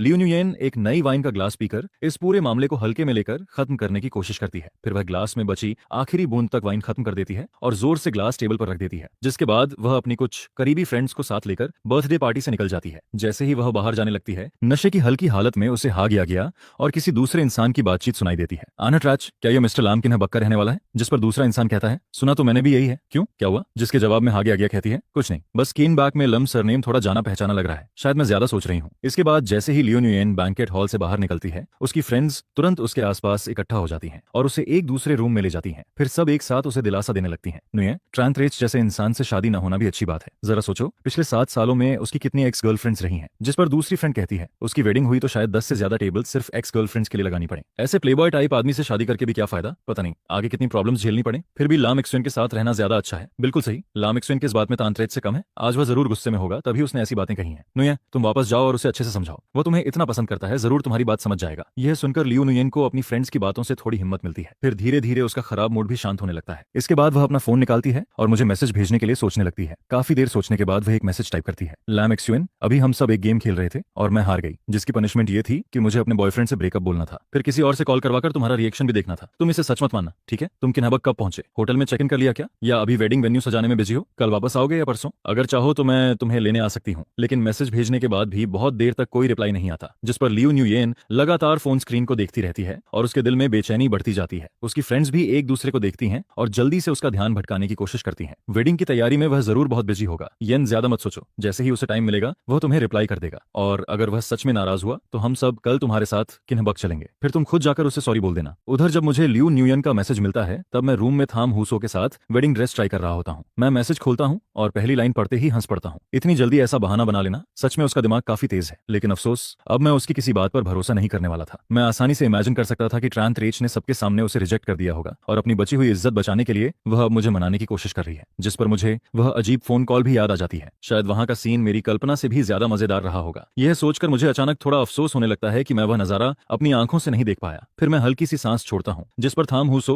जो अपनी वेडिंग ड्रेस ठीक कर रही होती है, मेरी तरफ देखकर पूछती है, क्या हुआ, क्या ये वेडिंग ड्रेस अच्छी नहीं लग रही? अगर पसंद नहीं है तो मैं अभी नई ड्रेस मंगवा देती हूँ। जिसके जवाब में मैं कहता हूँ, नहीं ऐसी बात नहीं है, बस वेडिंग की तैयारी में बिजी होने की वजह से एक मजेदार ड्रामा मिस हो गया, उसी का थोड़ा अफसोस है। यह सुनकर वह उत्सुक होकर पूछती है, कैसा ड्रामा? अगर कन्वीनियंट हो तो मुझे भी बताओ। मैं चाहकर भी पूरी बात नहीं बताता। आखिर अपनी फियांसे के सामने एक्स गर्लफ्रेंड की बातें करना ठीक नहीं लगता था, इसलिए मैं बस इतना कहकर बात टाल देता हूँ कि कुछ पुराने फ्रेंड्स की बर्थडे पार्टी में थोड़ा ड्रामा हो गया था, लेकिन कोई बड़ी बात नहीं है, अभी हमें वेडिंग की तैयारी पर ध्यान देना चाहिए। मैं ज्यादा कुछ नहीं कहता, जिस पर थाम हु सो भी आगे सवाल नहीं करती और लिविंग रूम में जाकर कुछ स्नैक्स लेकर आती है। फिर वह पूछती है, क्या आपको भूख लगी है? पहले कुछ खा लीजिए, थोड़ी देर में काम खत्म हो जाएगा, फिर मैं आपके साथ बाहर डिनर करने चलूंगी। वैसे आपका कुछ खाने का मन है? जिसके जवाब में मैं कहता हूँ, सच कहूँ तो मुझे थोड़ा भूख लगी है। फिर मैं उससे पूछता हूँ कि वह क्या खाना चाहती है। उसकी पसंद की हर डिश याद रखने के बाद मैं बाहर जाकर सब अरेंज करने लगता हूँ, लेकिन ऑर्डर करते समय भी मेरा दिमाग लगातार सोचता रहता है। मेरी जानकारी के मुताबिक थाम हुसो किन्ह बक के थाम ग्रुप की तीसरी बेटी है और मुझसे 2 साल छोटी है। उससे बड़ी 2 सिस्टर्स हैं, एक उससे 2 साल बड़ी है और दूसरी 5 साल बड़ी। वर्तमान में उसकी बड़ी सिस्टर थाम ग्रुप की वाइस प्रेसिडेंट है और बचपन से थाम हुसो को भी उसी बड़ी सिस्टर ने पाला बढ़ाया था, जिसकी वजह से उसका स्वभाव काफी अच्छा और सभ्य बना। पिछले कुछ सालों से लाम फैमिली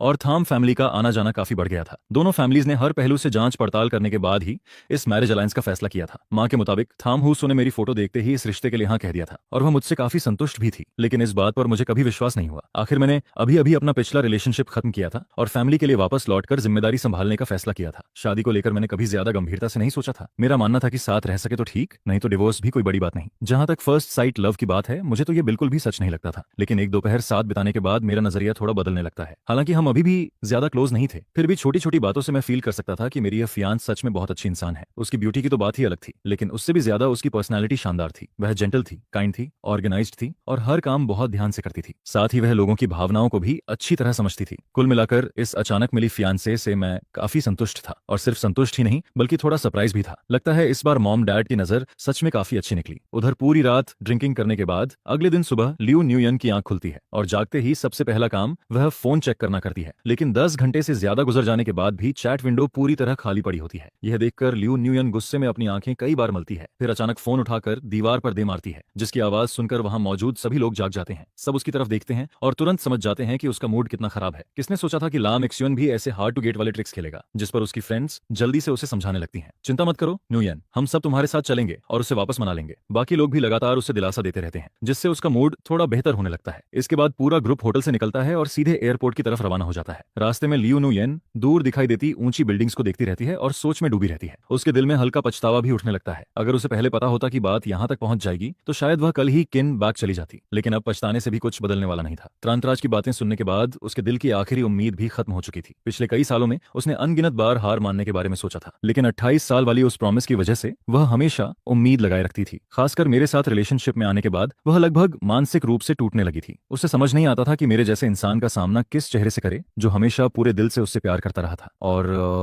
अब उसके सामने मौजूद यह चॉइस भी आखिरकार अंतिम फैसला मांग रही थी, जिस पर वह धीरे धीरे अपने दिल की असली आवाज को टटोलने लगती है। जिस पर लियू न्यूयन अचानक अपनी फ्रेंड्स की तरफ देखकर कहती है, अगर आज भी मैं उसे मना नहीं पाई तो मैं उससे मैरिज प्रपोजल करने की सोच रही हूँ। तुम लोगों को क्या लगता है? यह सुनते ही खासकर मैरिज शब्द सुनकर उसकी कई फ्रेंड्स हैरानी से आंखें बड़ी कर देती हैं। क्या लाम एक्सयून से शादी? जिस पर एक फ्रेंड कहती है, उसकी फैमिली बैकग्राउंड के हिसाब से तुम्हारे अंकल शायद इस रिश्ते के लिए आसानी से तैयार नहीं होंगे। दूसरी फ्रेंड भी तुरंत बोल पड़ती है, वैसे लाम एक्सयून बुरा इंसान नहीं है, उसकी पर्सनैलिटी भी अच्छी है और उसका कैरेक्टर भी ठीक है। रिलेशनशिप के लिए तो वह काफी अच्छा पार्टनर है, लेकिन अगर मैरिज की बात करें तो सच कहूं मुझे अभी भी लगता है कि वह पूरी तरह तुम्हारे बराबर नहीं है। हालांकि सभी फ्रेंड्स अपनी अपनी राय दे रही थीं, लेकिन लियू न्यूयन के कानों तक उन बातों का असर ही नहीं पहुंच रहा था। वह सीट पर सिर टिकाकर बैठ जाती है और उसके दिमाग में मेरे साथ बिताए पुराने दिन बार बार घूमने लगते हैं। 25वें बर्थडे के बाद से हर कुछ महीनों में मैं कभी खुलकर तो कभी इशारों में मैरिज की बात छेड़ देता था, जिस पर वह हमेशा समझ जाती थी कि मैं क्या कहना चाहता हूँ। वह यह भी जानती थी कि मेरी फैमिली लगातार मुझ पर दबाव डाल रही है, लेकिन अपने दिल में छिपे उस छोटे से स्वार्थ की वजह से वह हमेशा अनजान बनने का नाटक करती रही। अब हम दोनों की उम्र भी कम नहीं रही थी और मैं हमेशा पूरी ईमानदारी से उसके साथ खड़ा रहा था, जिस पर अब उसे लगने लगा था कि शायद वह मुझे और ज्यादा समय तक खोने का जोखिम नहीं उठा सकती। हालांकि मैरिज के बाद आने वाली मुश्किलों को सोचकर उसके मन में अभी भी कई डर मौजूद थे, लेकिन फिर भी वह एक बार कोशिश करना चाहती थी। यह सोचते सोचते लियू न्यूयन आखिरकार किन्ह बक पहुंचकर मैरिज प्रपोजल देने का फैसला कर लेती है, जिस पर प्लेन में चढ़ने से पहले वह अपने असिस्टेंट को मैसेज भेजती है। वह उसे कुछ समय पहले इंटरनेट पर काफी चर्चा में रहे वेडिंग रिंग्स के पेयर को ऑक्शन से खरीदने का ऑर्डर देती है, लेकिन थोड़ी देर बाद असिस्टेंट रिप्लाई करता है, मिस लियू, वह रिंग पेयर पहले ही किसी ने बहुत बड़ी कीमत देकर खरीद लिया है। यह सुनकर लियू न्यूयन थोड़ा चौंक जाती है। सिर्फ वेडिंग रिंग्स ही तो हैं, इतनी ज्यादा कीमत कैसे लग गई? जिस पर वो बायर का नाम पूछती है। असिस्टेंट सिर्फ एक वर्ड भेजता है, थाम। यह नाम देखते ही लियो न्यूयेन थोड़ी देर के लिए चुप हो जाती है। किन्हा बक का थाम फैमिली नाम इस सर्कल में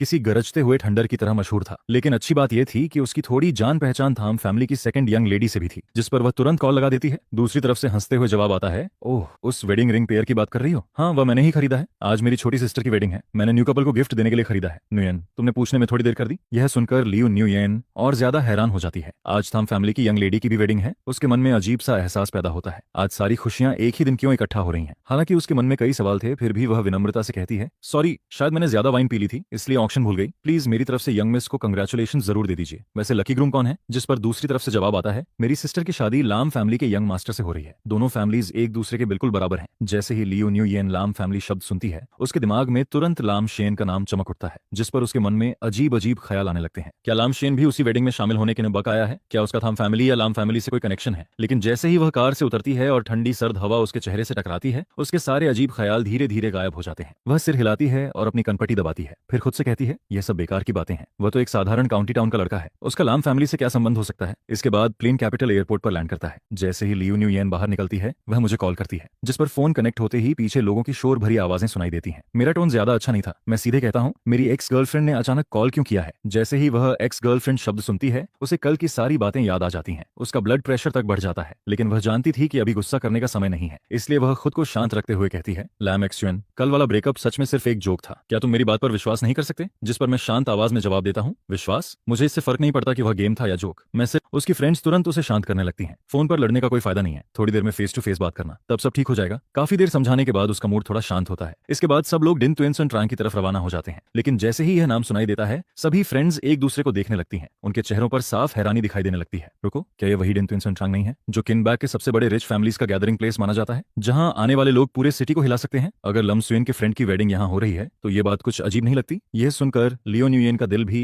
जोर जोर से धड़कने लगता है। प्लेन में उठी हुई वह अजीब सी सोच फिर से उसके दिमाग में लौटने लगती है, कहीं कहीं लाम स्वेन सच में लाम फैमिली का यंग मास्टर तो नहीं? उधर समय 10:30 का हो चुका था। वेडिंग शुरू होने वाली थी। गेस्ट्स एक एक करके अपनी सीट्स पर बैठने लगते हैं। मैं टॉप फ्लोर की बालकनी पर खड़ा पूरा वेन्यू देख रहा होता हूँ। यह पूरी वेडिंग थाम हुसो ने खुद प्लान की थी, और अब इसे देखकर मुझे एहसास होता है कि मॉम ने जो बातें कही थी, वे शायद बढ़ा चढ़ाकर नहीं बल्कि कम करके बताई थी। लैम फैमिली और थाम फैमिली के अलायंस की वजह से पूरे अपर सर्कल के बड़े बड़े लोग यहाँ पहुंचे थे। मेरे हिसाब से 7 या 800 गेस्ट्स काफी थे, लेकिन वेन्यू देखकर लगता था जैसे हजारों लोगों की तैयारी की गई हो। हालांकि धूप निकल आई थी, फिर भी विंटर का मौसम था, जिस पर गेस्ट्स को आराम देने के लिए चारों तरफ बड़े बड़े हीटिंग सिस्टम्स लगाए गए थे। वेडिंग स्टेज को सजाने के लिए यूरोप से एयर कार्गो द्वारा फ्रेश फ्लावर्स मंगवाए गए थे। इतना ही नहीं, वेडिंग गिफ्ट के रूप में हर गेस्ट को प्योर गोल्ड से बना लॉन्गेविटी लॉक भी दिया जा रहा था। इस पूरे आयोजन की लग्जरी देखकर यहाँ तक कि विदेश में पला बढ़ा मैं भी थोड़ा शौक हो जाता हूँ। मैं हवा से बिखरे बाल ठीक करता हूँ और कुछ कहने ही वाला होता हूँ कि तभी थाम हुसो मेरे पास आ जाती है। बाहर ठंड है, अंदर चलिए। मैं सिर हिलाता हूँ और उसके साथ रूम में लौट आता हूँ, जिस पर वह मुझे एक हॉट कॉफी पकड़ा देती है। फिर कहती है, अभी थोड़ी देर पहले किसी ने कॉल करके पूछा कि वेडिंग वेन्यू कहाँ है, क्या वह आपका फ्रेंड है? जरूरत हो तो हम किसी को गेट पर भेज सकते हैं। यह सुनकर मैं तुरंत अपना फोन उठाता हूँ और कॉल लॉक चेक करता हूँ, लेकिन जैसे ही मैं नेम देखता हूँ, मेरे चेहरे पर अजीब सी मुस्कान आ जाती है। कॉल तंग यान का था, मतलब वह लोग किन्हा बक पहुंच चुके थे, जिस पर मैं हल्का सा मुस्कुराकर कहता हूँ, कोई जरूरत नहीं है, वे खुद रास्ता ढूंढ लेंगे। फिर मुझे अचानक कुछ याद आता है, वैसे आज यहाँ बहुत ज्यादा लोग हैं और मैंने सुना है कि पास वाली पहाड़ी पर कई रिपोर्टर्स और पापरात्सी छिपे हुए हैं, इसलिए सिक्योरिटी बढ़ा देना बेहतर होगा। कोई अनएक्सपेक्टेड सिचुएशन नहीं होनी चाहिए। जिस पर थाम हुसो बिना ज्यादा सोचे तुरंत एग्री कर जाती है। जाने से पहले वह वेडिंग रिंग मेरे हाथ में रख देती है। मैं उसके जाते हुए बैक व्यू को देखता हूँ और उसके रूम से बाहर निकलते ही मेरे चेहरे पर दबा हुआ स्माइल आखिर खुलकर सामने आ जाता है। लियो न्यूयेन मेरी वेडिंग में पहुंच चुकी थी। मैं सच में इमेजिन नहीं कर पा रहा था कि जब वह मुझे वेडिंग स्टेज पर देखेगी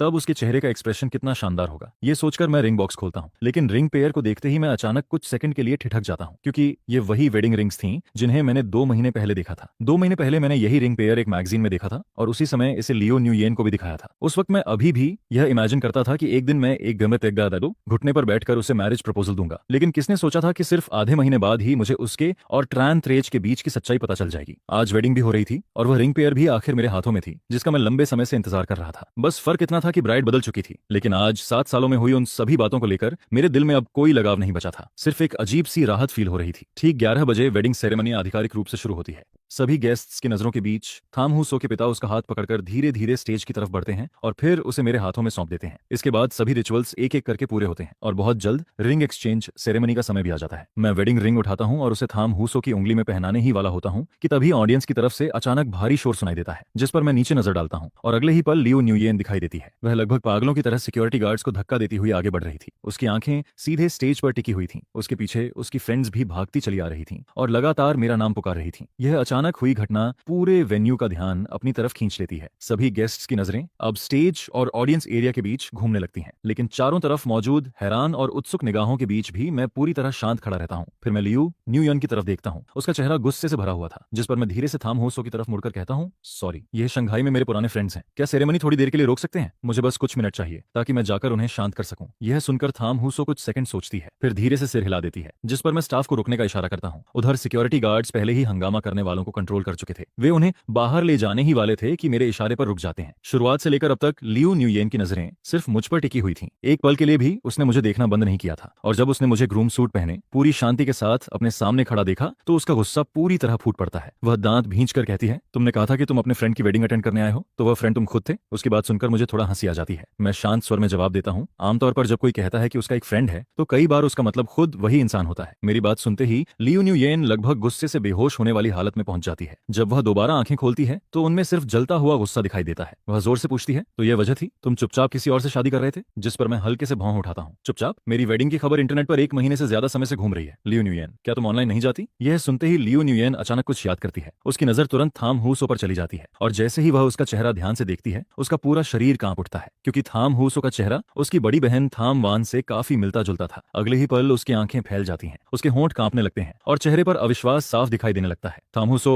उसका हस्बैंड लाम शुएन, उधर तांग यान और बाकी लोग भी आखिर सच्चाई समझ जाते हैं। वे सभी अवाक रह जाते हैं। फिर किसी के मुंह से अनायास निकलता है, लैम एक्सुएन, तुम किन्ह बक्के लैम फैमिली से हो? जिस पर मैं उनकी तरफ देखता हूँ और बेहद धैर्य से अपना परिचय देता हूँ, और सटीक शब्दों में कहूँ तो मैं किन बक लम ग्रुप का अगला सक्सेसर हूँ, मिस्टर लम नाउथियन और मिसेज दिएप्तुअन का इकलौता बेटा, और थमहुसो का हस्बैंड। अभी मेरी आइडेंटिटी को लेकर किसी को कोई डाउट है? मेरे मुंह से निकला हर टाइटल उन 6 लोगों को पूरी तरह चुप करा देता है। शंघाई में भले ही ये यंग लेडीज काफी प्रभावशाली मानी जाती थीं, लेकिन यह किन्ह बक था, देश की राजधानी, और यहाँ लाम फैमिली तथा थाम फैमिली के सामने उनका स्टेटस सच में बहुत छोटा था। काफी देर तक सन्नाटा छाया रहता है। फिर आखिरकार लियू न्यूयेन भारी आवाज में वह सवाल पूछती है जो उसके लिए सबसे ज्यादा मायने रखता था, पहले तुमने कभी यह बात क्यों नहीं बताई? जिस पर मैं शांत नजरों से उसे देखता हूँ, क्या तुमने भी मुझसे बहुत सी बातें नहीं छिपाई, जैसे वह 28 ईयर्स वाली प्रॉमिस? मेरे मुंह से यह सुनते ही लियू न्यूयन का चेहरा पूरी तरह सफेद पड़ जाता है। वह तुरंत घबरा जाती है और जल्दी जल्दी समझाने लगती है, मैं एक्सप्लेन कर सकती हूँ लमसुइन, मैंने ट्रांटराज को कभी पूरी तरह नहीं भुलाया था, लेकिन पिछले 7 सालों में वह अपनी बात पूरी भी नहीं कर पाती, क्योंकि तभी पूरे समय शांत खड़ी थाम हुसो अचानक बोल पड़ती है। वह सीधे सिक्योरिटी की तरफ देखकर कहती है, उन्हें नीचे ले जाइए। इसके बाद वह मेरा हाथ पकड़ लेती है और बेहद कोमल आवाज में मुझसे कहती है, अभी इस मामले को हैंडल करने का सही समय नहीं है लैम एक्सुएन, वेडिंग खत्म होने के बाद हम तुम्हारे फ्रेंड्स को अलग से डिनर पर इन्वाइट कर सकते हैं, लेकिन गेस्ट्स को ज्यादा देर इंतजार नहीं करवाना चाहिए। उसकी बात सुनकर मैं सच में थोड़ा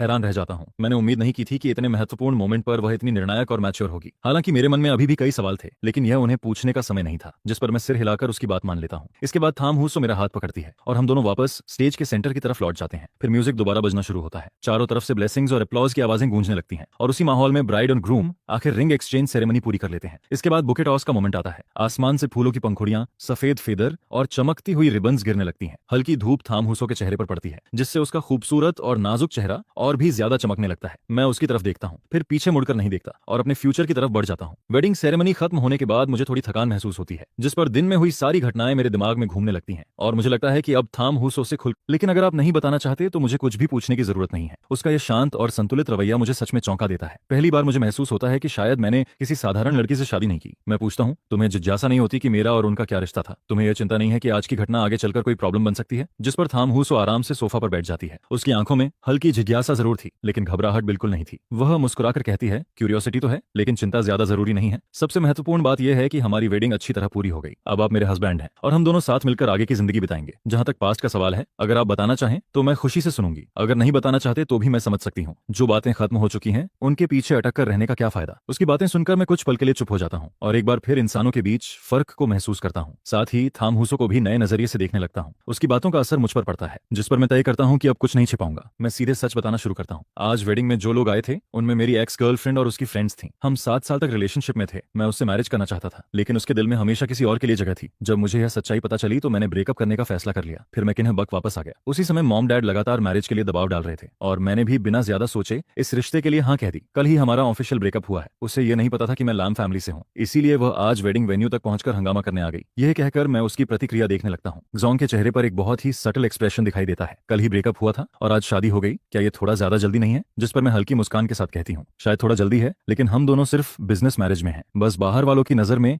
एक स्टेबल हस्बैंड वाइफ रिलेशनशिप बनाए रखना है ना? यह सुनकर मेरे चेहरे पर भरा हुआ कॉन्फिडेंस देखकर शेन यूचू के होंठों के कोने हल्के से ऊपर उठते हैं, जिस पर वो पूछती है, तो तुम्हें फर्क नहीं पड़ता कि तुम्हारा मैरिज पार्टनर कैसा इंसान है? जिसके जवाब में मैं आराम से कहता हूँ, ज्यादा फर्क नहीं पड़ता, मैं तो बस जल्द से जल्द लिन ग्रुप इनहेरिट करना चाहता हूँ। यह सुनते ही शेन यूचू का दिल जोर से धड़कता है। वह काफी देर तक मुझे देखती रहती है, जिसके बाद धीरे से सिर हिला देती है। वहीं दूसरी तरफ लियू रोयान को गार्ड्स कई 100 मीटर दूर तक घसीट कर ले गए थे। उसने अपनी पूरी जिंदगी में कभी ऐसी बेइज्जती नहीं झेली थी। उसकी बेस्ट फ्रेंड्स की हालत भी उससे बेहतर नहीं थी। कुछ लोगों को विला के बाहर फेंक दिया गया था, जहां गुस्से से भरे दर्जनों गार्ड्स खड़े थे, जिस पर उनमें से कोई कुछ बोलने की हिम्मत नहीं करता है। और फिर सीढ़ियों के नीचे सैकड़ों रिपोर्टर्स अपने कैमरों लेकर मौजूद थे। सेंचुरी वेडिंग की खबर न मिल पाने की वजह से सभी बेचैन थे। तभी एक तेज नजर रिपोर्टर लियू रोयान को पहचान लेता है और तुरंत चिल्लाते हुए इंटरव्यू लेने दौड़ पड़ता है। मिस लियू, क्या आपको भी मिस शेन और मिस्टर लिन की वेडिंग में इनवाइट किया गया था? आपकी हालत इस वक्त कुछ ठीक नहीं लग रही, क्या अंदर कुछ हुआ है? एक रिपोर्टर के आगे बढ़ते ही बाकी सभी रिपोर्टर्स भी फोटो और इंटरव्यू के लिए टूट पड़ते हैं। लियू रोयान का मूड पहले ही बेहद खराब था और अब उसकी ये बिखरी हुई तस्वीरें भी खींची जा रही थीं, जिस पर वह पूरी तरह भड़क जाती है। सामने खड़े रिपोर्टर को धक्का देकर गिरा देती है, कई कैमरों तोड़ देती है और अपने लोगों को लेकर वहां से चली जाती है। उसी रात लियू रोयान द्वारा रिपोर्टर को मारने की खबर एंटरटेनमेंट हेडलाइंस में छा जाती है। लियू ग्रुप के शेयर्स एक ही रात में बुरी तरह गिर जाते हैं और लगातार नेगेटिव न्यूज सामने आने लगती है। लियू फैमिली चाहे कितना भी पैसा खर्च कर ले, इन खबरों को दबा नहीं पाती। जब चेनजे का फोन आता है, तब लियू रोयान होटल के कमरे में शराब पीते हुए बैठी होती है।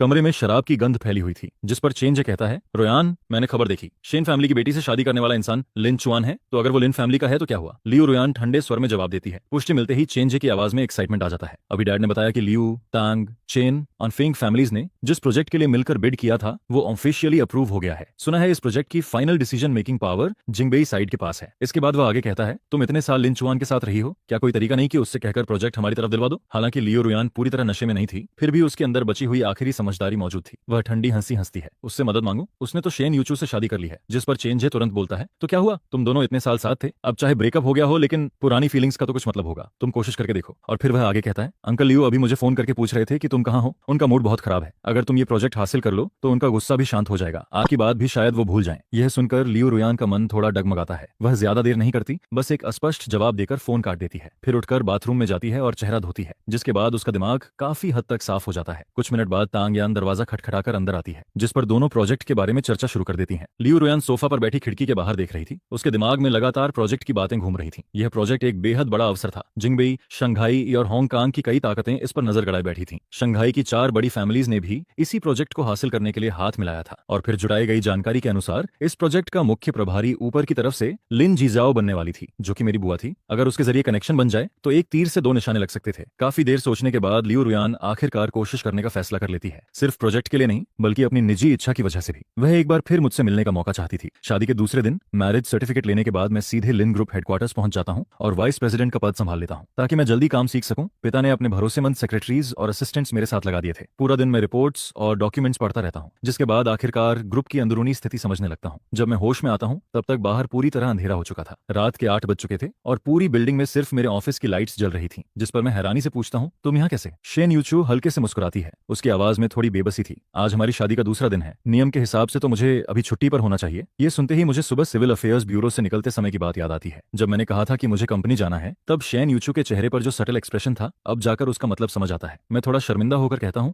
पहली बार शादी की है, एक्सपीरियंस नहीं है, ये बात ही भूल गया था। इसके बाद मैं आगे कहता हूँ, लेकिन हनीमून जैसी चीजें तो आम कपल्स के लिए होती हैं, हम तो सिर्फ बिजनेस मैरिज में हैं, शायद सेलिब्रेट करने की जरूरत नहीं है। यह सुनकर शेन यूचू की आंखों में एक पल के लिए निराशा झलकती है, लेकिन वह तुरंत खुद को संभाल लेती है। अगर तुम बिजी हो तो हनीमून नहीं भी चलेगा, लेकिन अब हम शादीशुदा हैं। कम से कम एक बिजी वाइस प्रेसिडेंट अपनी वाइफ के साथ डिनर तो कर सकता है ना? उसकी टीजिंग भरी आवाज सुनकर मैं भी मुस्कुरा देता हूँ और खुशी से हामी भर देता हूँ। इसके बाद हम दोनों कार में बैठ जाते हैं। डिनर एक बहुत फेमस वेस्टर्न रेस्टोरेंट में रखा गया था। डिनर टाइम होने की वजह से हम थोड़े लेट पहुंचे थे। सभी प्राइवेट रूम्स पहले से फुल थे। मैं काफी भूखा था, इसलिए ज्यादा सोचने का मन नहीं था। शेन यूचू की अनुमति मिलने के बाद मैंने हॉल में खिड़की के पास वाली सीट चुन ली। मेन्यू मिलने पर शेन यूचू उसे सीधे मेरे हाथ में देती है और रेस्टोरेंट के कुछ स्पेशल डिशेज रिकमेंड करती है। उसकी सलाह पर मैं 4-5 पसंदीदा डिशेज ऑर्डर कर देता हूँ और मेन्यू वापस उसे दे देता हूँ। लेकिन शेन यूचू कुछ भी एक्स्ट्रा ऑर्डर नहीं करती, जिस पर मैं पूछता हूँ, सच में कुछ और नहीं लोगी? वह मुस्कुराकर कहती है, मेरा टेस्ट शायद थोड़ा अलग है, जरूरी नहीं कि तुम्हें पसंद आए। जिस पर मैं सिर हिलाकर मुस्कुरा देता हूँ। अब हम हस्बैंड वाइफ हैं, आगे हर दिन एक ही टेबल पर खाना खाने वाले हैं। जो चीजें तुम्हें पसंद हैं, उन्हें मुझे भी धीरे धीरे ट्राई करना चाहिए, आदत पड़ जाएगी। यह सुनकर शेन यूचू हल्का सा हंस देती है। हमने शादी की है, खुद को बेचा नहीं है। खाना खाते वक्त अभी भी अपनी पसंद चुन सकते हैं, तुम्हें इतना सोचने की जरूरत नहीं। जो भी बात हो सीधे कह देना, हम दोनों मिलकर डिस्कस कर सकते हैं। जिस पर मैं तुरंत पूछता हूँ, हर बात डिस्कस की जा सकती है? बिल्कुल। तो हनीमून कैंसिल न करने वाली बात भी डिस्कस की जा सकती है? मेरे गंभीर चेहरे को देखकर शेन यूचू को लगा था कि मैं कोई बड़ी मांग रखने वाला हूँ,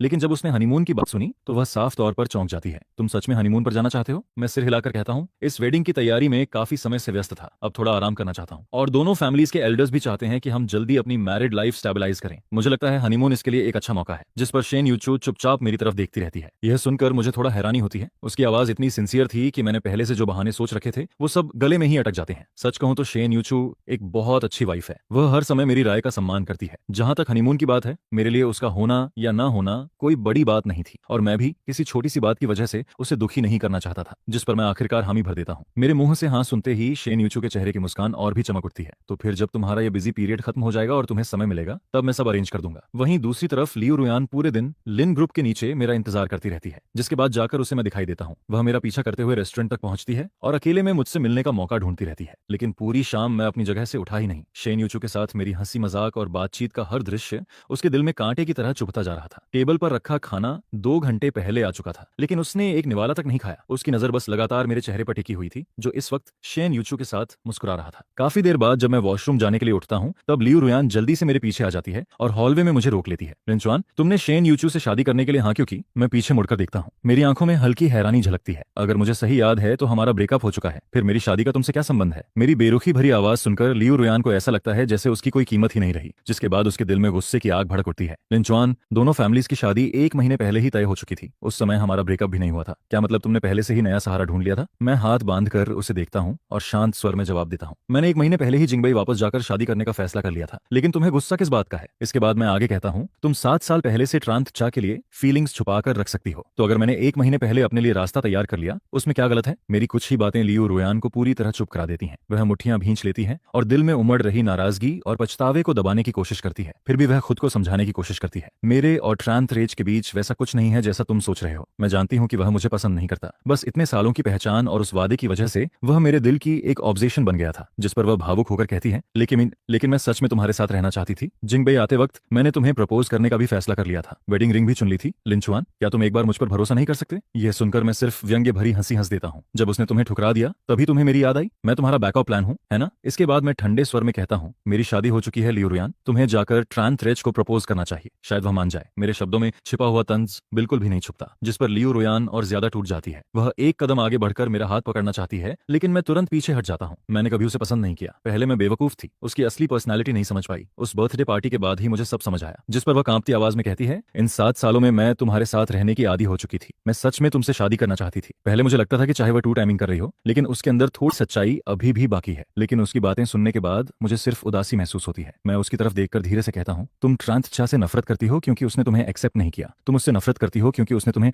बैकअप प्लान समझा। इसके बाद मैं आगे कहता हूँ, लेकिन क्या कभी सोचा है कि तुम दोनों में कोई फर्क ही नहीं है? उसने तुम्हें लटका कर रखा और तुमने मुझे। तुम दोनों एक जैसे हो, फिर यह गलत इंसान को पसंद करने और पछताने वाला नाटक मेरे सामने क्यों कर रही हो? मेरी बातें सुनते ही लियू रुयान के चेहरे का सारा खून उतर जाता है। उसका चेहरा एकदम सफेद पड़ जाता है, लेकिन अब मुझे उसकी भावनाओं की बिल्कुल परवाह नहीं थी। मैं उससे और कोई बात नहीं करना चाहता था, जिस पर मैं मुड़कर वापस हॉल की तरफ चल देता हूँ। जब हम दोनों एक दूसरे के पास से गुजरते हैं, तभी लियू रुयान अचानक मेरा हाथ पकड़ लेती है। मेरी सहनशीलता भी अब खत्म हो चुकी थी। मैं झटके से उसका हाथ छुड़ा देता हूँ, लेकिन उसी पल ऊपर लटका हुआ चैंडेलियर जोर से हिलता है। उसकी चेन टूट जाती है और वह सीधे मेरे सिर की तरफ गिरने लगता है। खतरे के उस पल में लियू रुयान बिना सोचे समझे मुझे धक्का देकर एक तरफ हटा देती है। अगले ही सेकंड जोरदार धमाका होता है। कई दर्जन किलो वजनी लोहे का चैंडेलियर सीधे उसके कंधे पर गिरता है। मैं कई मीटर दूर जा गिरता हूँ और ठीक उसी समय सामने से भागते हुए शेन यूचू दिखाई देती है। मैं पीछे मुड़कर देखता हूँ। एक नजर में लियू रुयान जमीन पर गिरी दिखाई देती है। दर्द से उसका शरीर सिकुड़ गया था। उसका बायां हाथ दाएं कंधे को कसकर पकड़े हुए था और पूरा चेहरा दर्द से लाल हो चुका था। रेस्टोरेंट के स्टाफ तुरंत दौड़कर आते हैं और उसकी हालत जांचने लगते हैं। वहीं शेन यूचू घबराकर मुझसे पूछती है, तुम्हें कहीं चोट तो नहीं लगी? जब उसे यकीन हो जाता है कि मैं सुरक्षित हूँ, तब जाकर वह राहत की सांस लेती है और मुझे वहां से लेकर चली जाती है। वहीं जमीन पर पड़ी लियू रुयान हमारी जाती हुई पीठ को देखती रहती है। उसके होंठ बुरी तरह दबे हुए थे। वह कुछ कहना चाहती थी, लेकिन गले में अटकी सिसकियों की वजह से एक शब्द भी नहीं निकलता। आखिरकार वह निराश होकर आंखें बंद कर लेती है, जिस पर उसके दिमाग में एक एक करके पुरानी यादें उभरने लगती हैं। हर याद में सिर्फ मैं था। जब उसे स्टमक पेन होता था, तब मैं उसके पास से एक कदम भी दूर नहीं जाता था। उसके लिए अच्छे डॉक्टर्स ढूंढता था और हर वक्त उसकी हालत की चिंता करता था। जब उसके हाथ पर चोट लग जाती थी, तब मैं तुरंत अंडे उबालकर उसकी सूजन कम करने की कोशिश करता था। जब उसे रात में नींद नहीं आती थी, तब मैं खुद की नींद छोड़कर उसके साथ सॉफ्ट म्यूजिक सुनता था और उसके लिए स्लीप टी बनाता था। पहले उसकी हर छोटी बड़ी बात मेरे लिए सबसे जरूरी होती थी। मैं हर चीज दिल से करता था, लेकिन आज वह मेरी वजह से घायल हो गई थी और मैं बिना कोई रिएक्शन दिए सीधे चला गया। उसी पल लियू रोयान को आखिरकार एहसास हो जाता है, अब मैं वह इंसान नहीं रहा जिसे वह जानती थी। मैं अब सिर्फ उसका नहीं था, और सबसे महत्वपूर्ण बात, मैं अब उससे प्यार प्यार भी नहीं करता था। घर लौटने के बाद मेरा मन धीरे धीरे शांत होता है। मैं सोफा पर बैठकर गर्म चाय पीता हूँ और कुछ देर पहले की घटना याद करके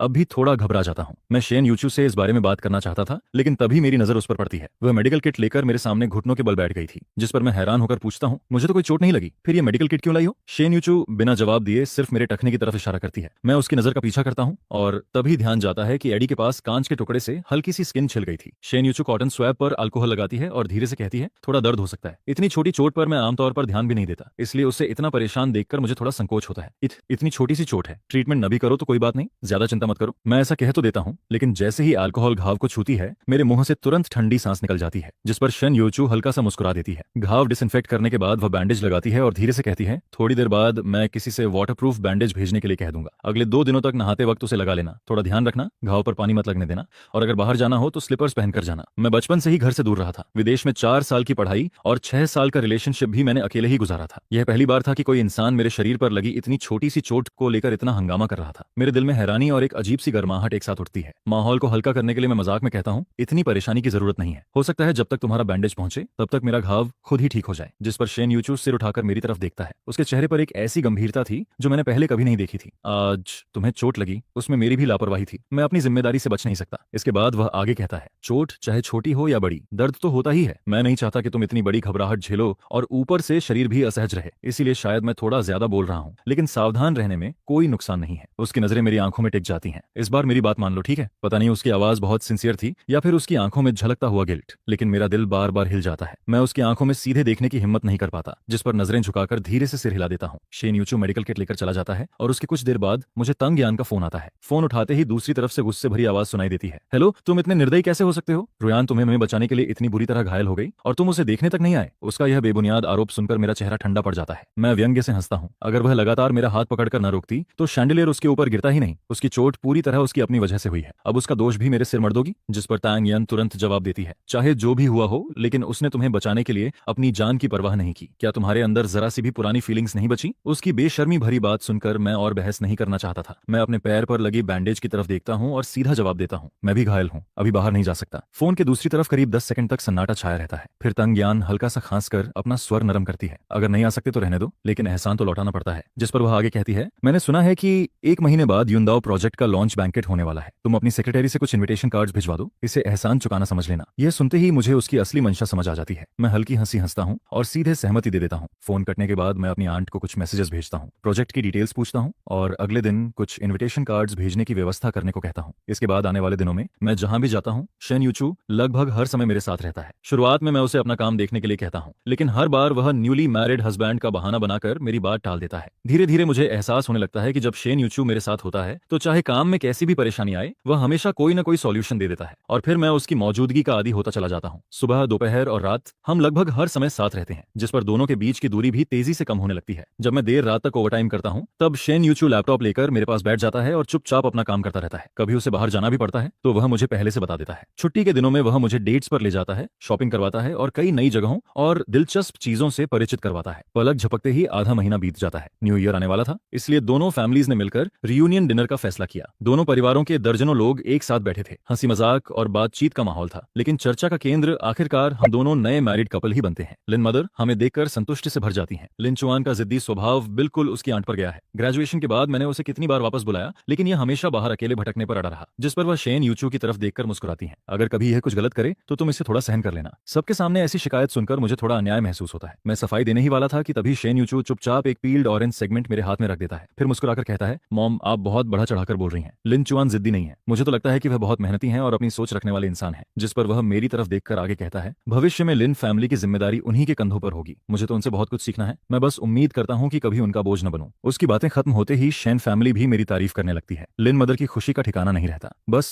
तुम दोनों ऐसे ही खुश रहो, हम बड़े लोगों को इससे ज्यादा कुछ नहीं चाहिए। फिर वह मुस्कुराकर जोड़ती हैं, और अगर जल्दी एक पोता पोती भी मिल जाए तो उससे बड़ी खुशी कोई नहीं होगी। यह सुनते ही सभी बड़े लोग हंसने लगते हैं और हमें छेड़ना शुरू कर देते हैं, जिस पर मेरे कान तुरंत लाल हो जाते हैं। शेन यूचू मेरी शर्मिंदगी नोटिस कर लेता है। वह जल्दी से कोई बहाना बनाता है और मुझे लेकर गार्डन में निकल आता है। सर्दियों की ठंडी हवा चेहरे पर लगती है, तब जाकर मेरा चेहरा धीरे धीरे सामान्य होता है। शेन यूचू के होंठों पर हल्की मुस्कान उभरती है। वह जानबूझकर टॉपिक बदल देता है, कल उस बैंक्वेट में तुम भी जा रहे हो? हाँ बिल्कुल, मैं मुस्कुराकर जवाब देता हूँ। इन्विटेशन कार्ड मैंने खुद भेजा था, मुझे जाकर लियू रुयान पर नजर रखनी है, साथ ही यह भी देखना है कि आखिर वह क्या प्लानिंग कर रही है। इसके बाद मैं मजाक में कहता हूँ, वैसे अगर एक्स्ट्रा इनविटेशन कार्ड बचा हो तो तुम्हें भी एक दे सकता हूँ। यह सुनकर शेन यूचू मुझे हैरानी से देखता है। यह प्रोजेक्ट काफी बड़ा है, लेकिन क्या तुम और बिग सिस्टर हाल ही में युआनचुआन प्रोजेक्ट में बिजी नहीं हो? ऐसे महत्वपूर्ण समय में भी जानकारी इकट्ठा करने जाना चाहते हो? मैं समझ जाता हूँ कि वह मजाक कर रहा है, जिस पर वह आंखें झपकाते हुए मुस्कुराता है। बिल्कुल नहीं, मुझे प्रोजेक्ट में कोई दिलचस्पी नहीं है, बस न्यू ईयर पर ज्यादा काम नहीं है, इसलिए तुम्हारे साथ घूमने का बहाना ढूंढ रहा हूँ। उसकी बात सुनकर मैं समझदारी भरी मुस्कान के साथ सिर हिला देता हूँ। मेरे पास सच में सिर्फ एक इन्विटेशन कार्ड बचा था, इसलिए मैं उसे साथ लेकर नीचे अपनी आंट के पास चला जाता हूँ। युंडा प्रोजेक्ट का बैंक्वेट जिंगबेई के सबसे बड़े होटल में आयोजित किया गया था। शाम के 7 बजे प्रोजेक्ट डायरेक्टर धीरे धीरे स्टेज पर आता है और बैंक्वेट की ऑफिशियल ओपनिंग अनाउंस करता है, लेकिन लिन फैमिली की कार रास्ते में ट्रैफिक जाम में फंस जाती है, जिस पर हमें वहां पहुंचने में करीब आधा घंटा देर हो जाती है। जैसे ही हम हॉल का दरवाजा खोलते हैं, बाहर इंतजार कर रहे कई लोग तुरंत हमारी तरफ बढ़ाते हैं। इतने लोगों को देखकर मेरा वहां फंसने का बिल्कुल मन नहीं था, जिस पर मैं शेन यूचू का हाथ पकड़ता हूँ, भीड़ से बचकर अंदर चला जाता हूँ। हम दोनों यहाँ नेटवर्किंग करने नहीं आए थे, इसलिए आराम से हॉल में घूमते हैं, स्वादिष्ट खाना खाते हैं और वाइन एंजॉय करते हैं। दूसरी मंजिल की बालकनी पर खड़ी लियू रुयान शैंपेन का ग्लास पकड़े हुए थी, और जैसे ही उसकी नजर नीचे पड़ती है, वह तुरंत मुझे देख लेती है। पिछले 1 महीने में उसने खुद को बहुत समझाने की कोशिश की थी। वह खुद को बार बार समझाती रही कि अब मेरे लिए उसके दिल में कोई उम्मीद नहीं बची है। मैं लिन फैमिली का सदस्य था और साथ ही शेन यूचू के साथ मेरा मैरिज अलायंस भी था। दोनों में से किसी को भी नाराज करने की उसकी हैसियत नहीं थी, इसलिए वह लगातार खुद को अतीत छोड़ने और रियलिटी स्वीकार करने के लिए मजबूर करती रही। लेकिन फिर भी खुद को किसी तरह शांत करने के बाद जैसे ही वह दोबारा नजर उठाती है, तभी हमें अपने सामने खड़ा देख लेती है। बाहर से भले ही वह अपनापन दिखाने की कोशिश करती है, लेकिन उसके दिल में बेचैनी और घबराहट लगातार बढ़ती रहती है, जिस पर उसका चेहरा तुरंत उतर जाता है। वहीं बगल में खड़ा चेंज है, उसकी नजर का पीछा करते हुए मुझे देखता है और उसकी आंखें भी चमक उठती हैं। जिसके बाद वह शिया जियाजिया को साथ लेकर नीचे आ जाता है, जिस पर तांग यान भी लियू रुयान को खींचते हुए उनके पीछे चल पड़ती है। चारों लोग भीड़ को पार करते हुए हमारे सामने आ जाते हैं, जिस पर शिया जियाजिया मुस्कुराते हुए कहती है, यंग मास्टर लिन, काफी समय बाद मुलाकात हो रही है। सुना है आपकी अभी हाल ही में शादी हुई है। Congratulations on your marriage. जिसके जवाब में मैं सिर्फ इतना कहता हूँ, धन्यवाद। मेरे मुंह से ये 2 शब्द निकलते ही माहौल फिर से ठंडा पड़ जाता है, जिस पर शिया जियाजिया आगे कुछ कहना ठीक नहीं समझती और तुरंत चेन जे को आंखों से इशारा करती है। चेन जे जल्दी से आगे बढ़ता है और हाथ हिलाते हुए कहता है, ब्रदर लिन चुआन, क्या आपको मैं याद हूँ? 2 महीने पहले हमारी एक बार मुलाकात हुई थी। जिसके जवाब में मैं कहता हूँ, ब्रदर चेन, काफी समय हो गया। मेरी आवाज सुनते ही लियू रुयान आखिरकार सिर उठाती है, जिस पर उसकी नजर मेरी ठंडी और बेरुखी भरी आंखों से टकरा जाती है। लिन चुआन, काफी समय हो गया, सुना था उस दिन तुम घायल हो गए थे, अब कैसे हो? जिस पर मैं हल्की मुस्कान के साथ कहता हूँ, तुम्हारी दुआ से मैं अब बिल्कुल ठीक हूँ। मेरे इस अर्थपूर्ण जवाब को सुनकर लियू रुयान का दिल कांप उठता है, जिस पर उसके चेहरे पर अपराध बोध साफ दिखाई देने लगता है। वह कुछ समझाना चाहती है, लेकिन उसके मुंह से शब्द निकल पाते उससे पहले ही शेन यूचू बीच में बोल पड़ती है, मैं और लिन चुआन साथ में यहाँ आए हैं, लेकिन मुझे उम्मीद नहीं थी कि मिस जियाजिया भी यहाँ मिल जाएंगी। न्यू ईयर के समय इतनी दूर से जिंगबेई आने की कोई खास वजह है क्या? यह सुनते ही तंग यान जल्दी से शाह जियाजिया की बाह में कोहनी मारती है। इशारा साफ था कि यही मौका है, जिस पर शाह जियाजिया तुरंत कहती है, हमारे परिवारों को भी युंडो प्रोजेक्ट में काफी दिलचस्पी है, इसलिए हम यहाँ आकर इसे करीब से देखना चाहते थे। सुना है कि लिन चुआन की आंट ही इस प्रोजेक्ट की हेड है। यूचू, क्या हमारी पुरानी जान पहचान की खातिर आप उनसे हमारा परिचय करवा सकती हैं? शेन यूचू तुरंत जवाब नहीं देती, बल्कि मेरी तरफ देखती है। वह साफ तौर पर मेरी राय पूछ रही होती है, जिस पर हमारी नजरें मिलती हैं और मैं हल्के से सिर हिला देता हूँ। इसके बाद शेन यूचू कहती है, मैं भी मदद करना चाहती हूँ, लेकिन जैसा कि आप लोग देख ही रहे हैं, मेरी आंट अभी बहुत व्यस्त है, फिलहाल उनसे मिलवाना आसान नहीं है। तीनों लोग एक दूसरे को देखते हैं और तुरंत समझ जाते हैं कि यह सीधा इनकार है, जिस पर वे और ज्यादा दबाव नहीं डालते, कुछ औपचारिक बातें करके वहां से चले जाते हैं। लेकिन लियू रुयान अब भी वहीं खड़ी रहती है, उसकी नजर लगातार मुझ पर टिकी रहती है, जैसे वह कुछ कहना चाहती हो लेकिन कह नहीं पा रही हो। मैं उसे बिल्कुल इग्नोर करता हूँ और शेन यूचू का हाथ पकड़कर वहां से निकल जाता हूँ, जिस पर वह किसी खोई हुई इंसान की तरह हमारे पीछे पीछे चलने लगती है। हॉल से लेकर दूसरी मंजिल तक और फिर प्राइवेट एरिया तक वह लगातार हमारा पीछा करती रहती है। जब आसपास कोई नहीं बचता, तब मैं रुककर पूछता हूँ, मिस लियू, क्या आपको मुझसे कुछ कहना है? यह सुनकर लियू रुयान अचानक होश में आती है। उसे एहसास होता है कि उसका व्यवहार काफी अजीब था, जिस पर वह जल्दी से माफी मांगते हुए कहती है, सॉरी, मैंने शायद ज्यादा पी ली है, इसलिए थोड़ी कंफ्यूज्ड हो गई थी। उसका यह कमजोर बहाना सुनकर शेन यूचू हल्के से हंस पड़ती है, लेकिन उसकी आवाज बेहद ठंडी होती है। एक बार के लिए कंफ्यूज्ड होना ठीक है, लेकिन हमेशा कंफ्यूज्ड रहना अच्छी बात नहीं होती। इसके बाद वह सीधे लियू रुयान की आंखों में देखते हुए कहती है, लिन चुआन पुराने रिश्तों का सम्मान करता है, लेकिन मेरा लियू फैमिली से कोई रिश्ता नहीं है, इसलिए यहाँ पुराने संबंधों की बात मत करना। उसकी बातों में छिपी चेतावनी सुनकर लियू रुयान का दिल पूरी तरह बैठ जाता है। वह अच्छी तरह जानती है कि शेन फैमिली की ताकत कितनी बड़ी है। अगर शेन यूचू ने सिर्फ कुछ शब्द भी कह दिए, तो लियू फैमिली का नाम किसी भी दिन गायब हो सकता है, जिस पर लियू रुयान अपने परिवार को दांव पर लगाने की हिम्मत नहीं कर पाती। वह चुपचाप अपने गुस्से को निगलती है और वापस हॉल में लौट जाती है। लेकिन जैसे ही वह वापस पहुंचती है, वहां से ऊंची आवाज सुनाई देती है, प्रेसिडेंट लिन, आपका भतीजा चाहे हमें सम्मान न दे, लेकिन कम से कम आपकी इज्जत की खातिर तो हमारे साथ एक ड्रिंक ले सकते हैं। यह सुनते ही मेरे चेहरे का रंग बदल जाता है। हालांकि मुझे नहीं पता था कि अंदर क्या हुआ है, लेकिन सिर्फ यही एक लाइन सुनकर ही मुझे समझ आ जाता है कि मामला बिगड़ चुका है, जिस पर मैं तुरंत अंदर की तरफ दौड़ पड़ता हूँ। भीड़ को चीरते हुए हॉल के बीचों बीच पहुंचता हूँ, लेकिन प्रेसिडेंट लिन, सॉरी, ये शब्द मेरे मुंह से निकलते उससे पहले ही सब कुछ खत्म हो चुका होता है, क्योंकि उसी समय आंट अपना फोन निकालकर सिक्योरिटी को बुला लेती हैं, जिस पर पूरे हॉल में सन्नाटा छा जाता है। बाकी मेहमान तमाशा देखने वाली निगाहों से उन चारों लोगों को देखने लगते हैं, जिनके चेहरे अब पूरी तरह सफेद पड़ चुके होते हैं। इसके बाद आंट सख्त आवाज में कहती हैं, आज विंडो प्रोजेक्ट की लॉन्च पार्टी है, कोई बैकडोर एंट्री का स्थान नहीं। आप लोगों को इन्विटेशन मिला है तो कृपया शांति से प्रेजेंटेशन सुनिए, लॉन्च इवेंट शुरू होने वाला है। वह आगे कहती हैं, अगर कोई शॉर्टकट लेकर फायदा उठाने की कोशिश करेगा तो उसे बाहर निकाल दिया जाएगा, और तब मुझे मत कहना कि मैंने इज्जत नहीं रखी। कुछ ही देर में 10 से ज्यादा सिक्योरिटी गार्ड्स उन चारों को बाहर ले जाते हैं और ठीक उसी समय मैं शेन यूचू के साथ वापस पहुंचता हूं। हम दोनों दरवाजे पर खड़े होकर उन्हें दूर जाते हुए देखते रहते हैं, जिस पर हमारी नजरें एक दूसरे से मिलती हैं और दोनों की आंखों में मुस्कान दिखाई देने लगती है। इसी बीच हॉल के अंदर से होस्ट की आवाज सुनाई देती है, जिससे साफ हो जाता है कि प्रोजेक्ट कॉन्फ्रेंस शुरू होने वाली है। अब जब परेशानी पैदा करने वाले लोग जा चुके होते हैं तो मेरा वहां रुकने का मन नहीं करता, जिस पर मैं शेन यूचू का हाथ पकड़कर कहता हूं कि चलो घर चलते हैं। शेन यूचू हमेशा की तरह मेरी हर बात मान लेती है। वह अपनी आंट को मैसेज भेजती है और फिर हम दोनों कार में बैठकर निकल जाते हैं। इन दिनों हम दोनों ओल्ड मैंशन में रह रहे होते हैं। न्यू ईयर की छुट्टियों की वजह से सारे सर्वेंट्स अपने घर जा चुके होते हैं, जिस पर पूरा घर खाली खाली लगता है। हम दोनों सोफा पर बैठे एक मूवी देख रहे होते हैं। तभी आधी रात के करीब अचानक मेरा मन तांग्युआन खाने का करता है, लेकिन त्योहार होने की वजह से सारी दुकानें और डिलीवरी सर्विसेज बंद होती हैं। फोन स्क्रीन पर बार बार डिलीवरी अनअवेलेबल देखकर मैं लंबी सांस छोड़ देता हूँ। मेरा उदास चेहरा देखकर शेन यूचू हल्के से मुस्कुराती है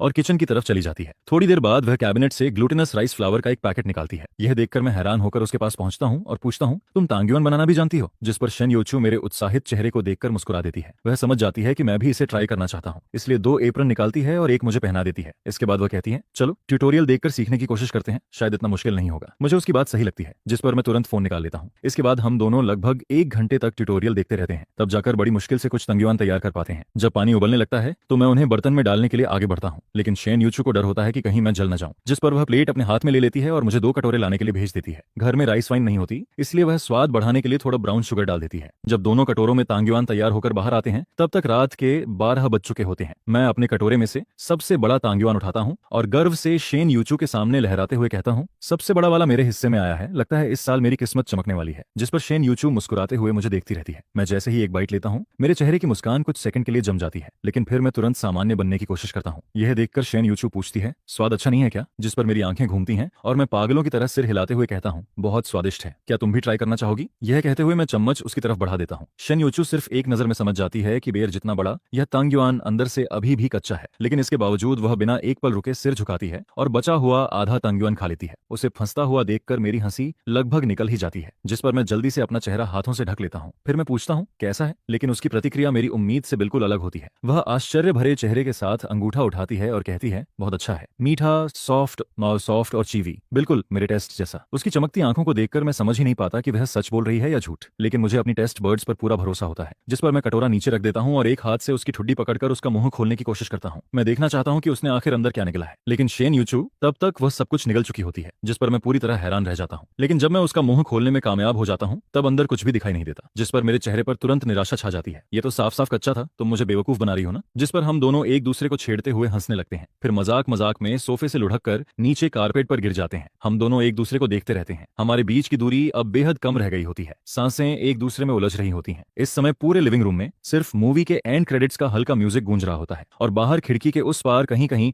फायरवर्क्स की आग की आवाज सुनाई दे रही होती है। कुछ देर बाद सबसे पहले मैं खुद को संभालता हूँ, जिस पर मैं कारपेट पर हाथ टिकाकर उठने की कोशिश करता हूँ, लेकिन तभी शेन यूचू धीरे से मेरी कलाई पकड़ लेती है। उसकी उंगलियां हमेशा की तरह गर्म होती हैं, बिल्कुल उसकी तरह शांत, सुकून देने वाली, लेकिन जाने अनजाने हमेशा मेरे दिल की सबसे नरम जगह को छू लेने वाली। तभी शेन यूचू धीरे से कहती है, लिंचुआन। उसकी आवाज बहुत हल्की होती है, लेकिन हर शब्द साफ सुनाई देता है। वो तांग्युआन सच में कच्चा था, मैंने तुमसे झूठ नहीं कहा। यह सुनकर मैं अचानक हंस पड़ता हूँ और वापस कारपेट पर बैठ जाता हूँ। इतनी कम दूरी से मैं पहली बार उसकी आंखों में इतनी गंभीरता से देखता हूँ। मैंने वेडिंग के दौरान उसकी शांति देखी थी, ऑफिस में काम करते समय उसकी समझदारी और प्रोफेशनलिज्म देखा था, मेरी चोट को लेकर उसकी चिंता भी देखी थी, लेकिन उसकी आंखों में छिपी ऐसी कोमलता मैंने पहले कभी नहीं देखी थी। इस समय उसकी आंखों में जो एहसास था वह अब छिपाया नहीं जा सकता था। जिस पर मैं धीरे से पूछता हूँ, फिर भी तुमने उसे खा लिया? शेन यूचू बहुत सहज तरीके से जवाब देती है, क्योंकि वो तुमने दिया था। इतना कहकर वह धीरे से हाथ बढ़ाती है और मेरी ठुड्डी को छू लेती है। फिर वह कहती है, असल में मैं तुम्हें बहुत पहले से पसंद करती हूँ, उस समय से भी पहले जब तुम मुझे जानते तक नहीं थे। उसकी बात सुनकर मैं पूरी तरह ठिठक जाता हूँ। मेरी आंखों में मौजूद मुस्कान अभी गायब भी नहीं हुई होती, लेकिन उसकी जगह हैरानी भर जाती है। मैं हमेशा यही सोचता था कि यह शादी सिर्फ फैमिली अरेंजमेंट की वजह से हुई है, कि यह रिश्ता सिर्फ स्टेटस और फैमिली बैकग्राउंड की वजह से बना है, लेकिन मैंने कभी नहीं सोचा था कि इस जल्दबाजी में हुई शादी के पीछे लगभग 10 सालों से छिपा हुआ एकतरफा प्यार भी मौजूद है। मेरे चेहरे की हैरानी देखकर शेन यूचू मुस्कुरा देती है, जिस पर वह अपने दिल में सालों से दबे उस राज को, जिसे उसने कभी किसी से नहीं कहा था, धीरे धीरे मुझे बताने लगती है। जब मैं 18 साल की थी तब तुम्हारी आंट विदेश से वापस आकर शादी कर रही थी। उस समय मैं भी अपने परिवार के साथ वेडिंग पार्टी में आई थी।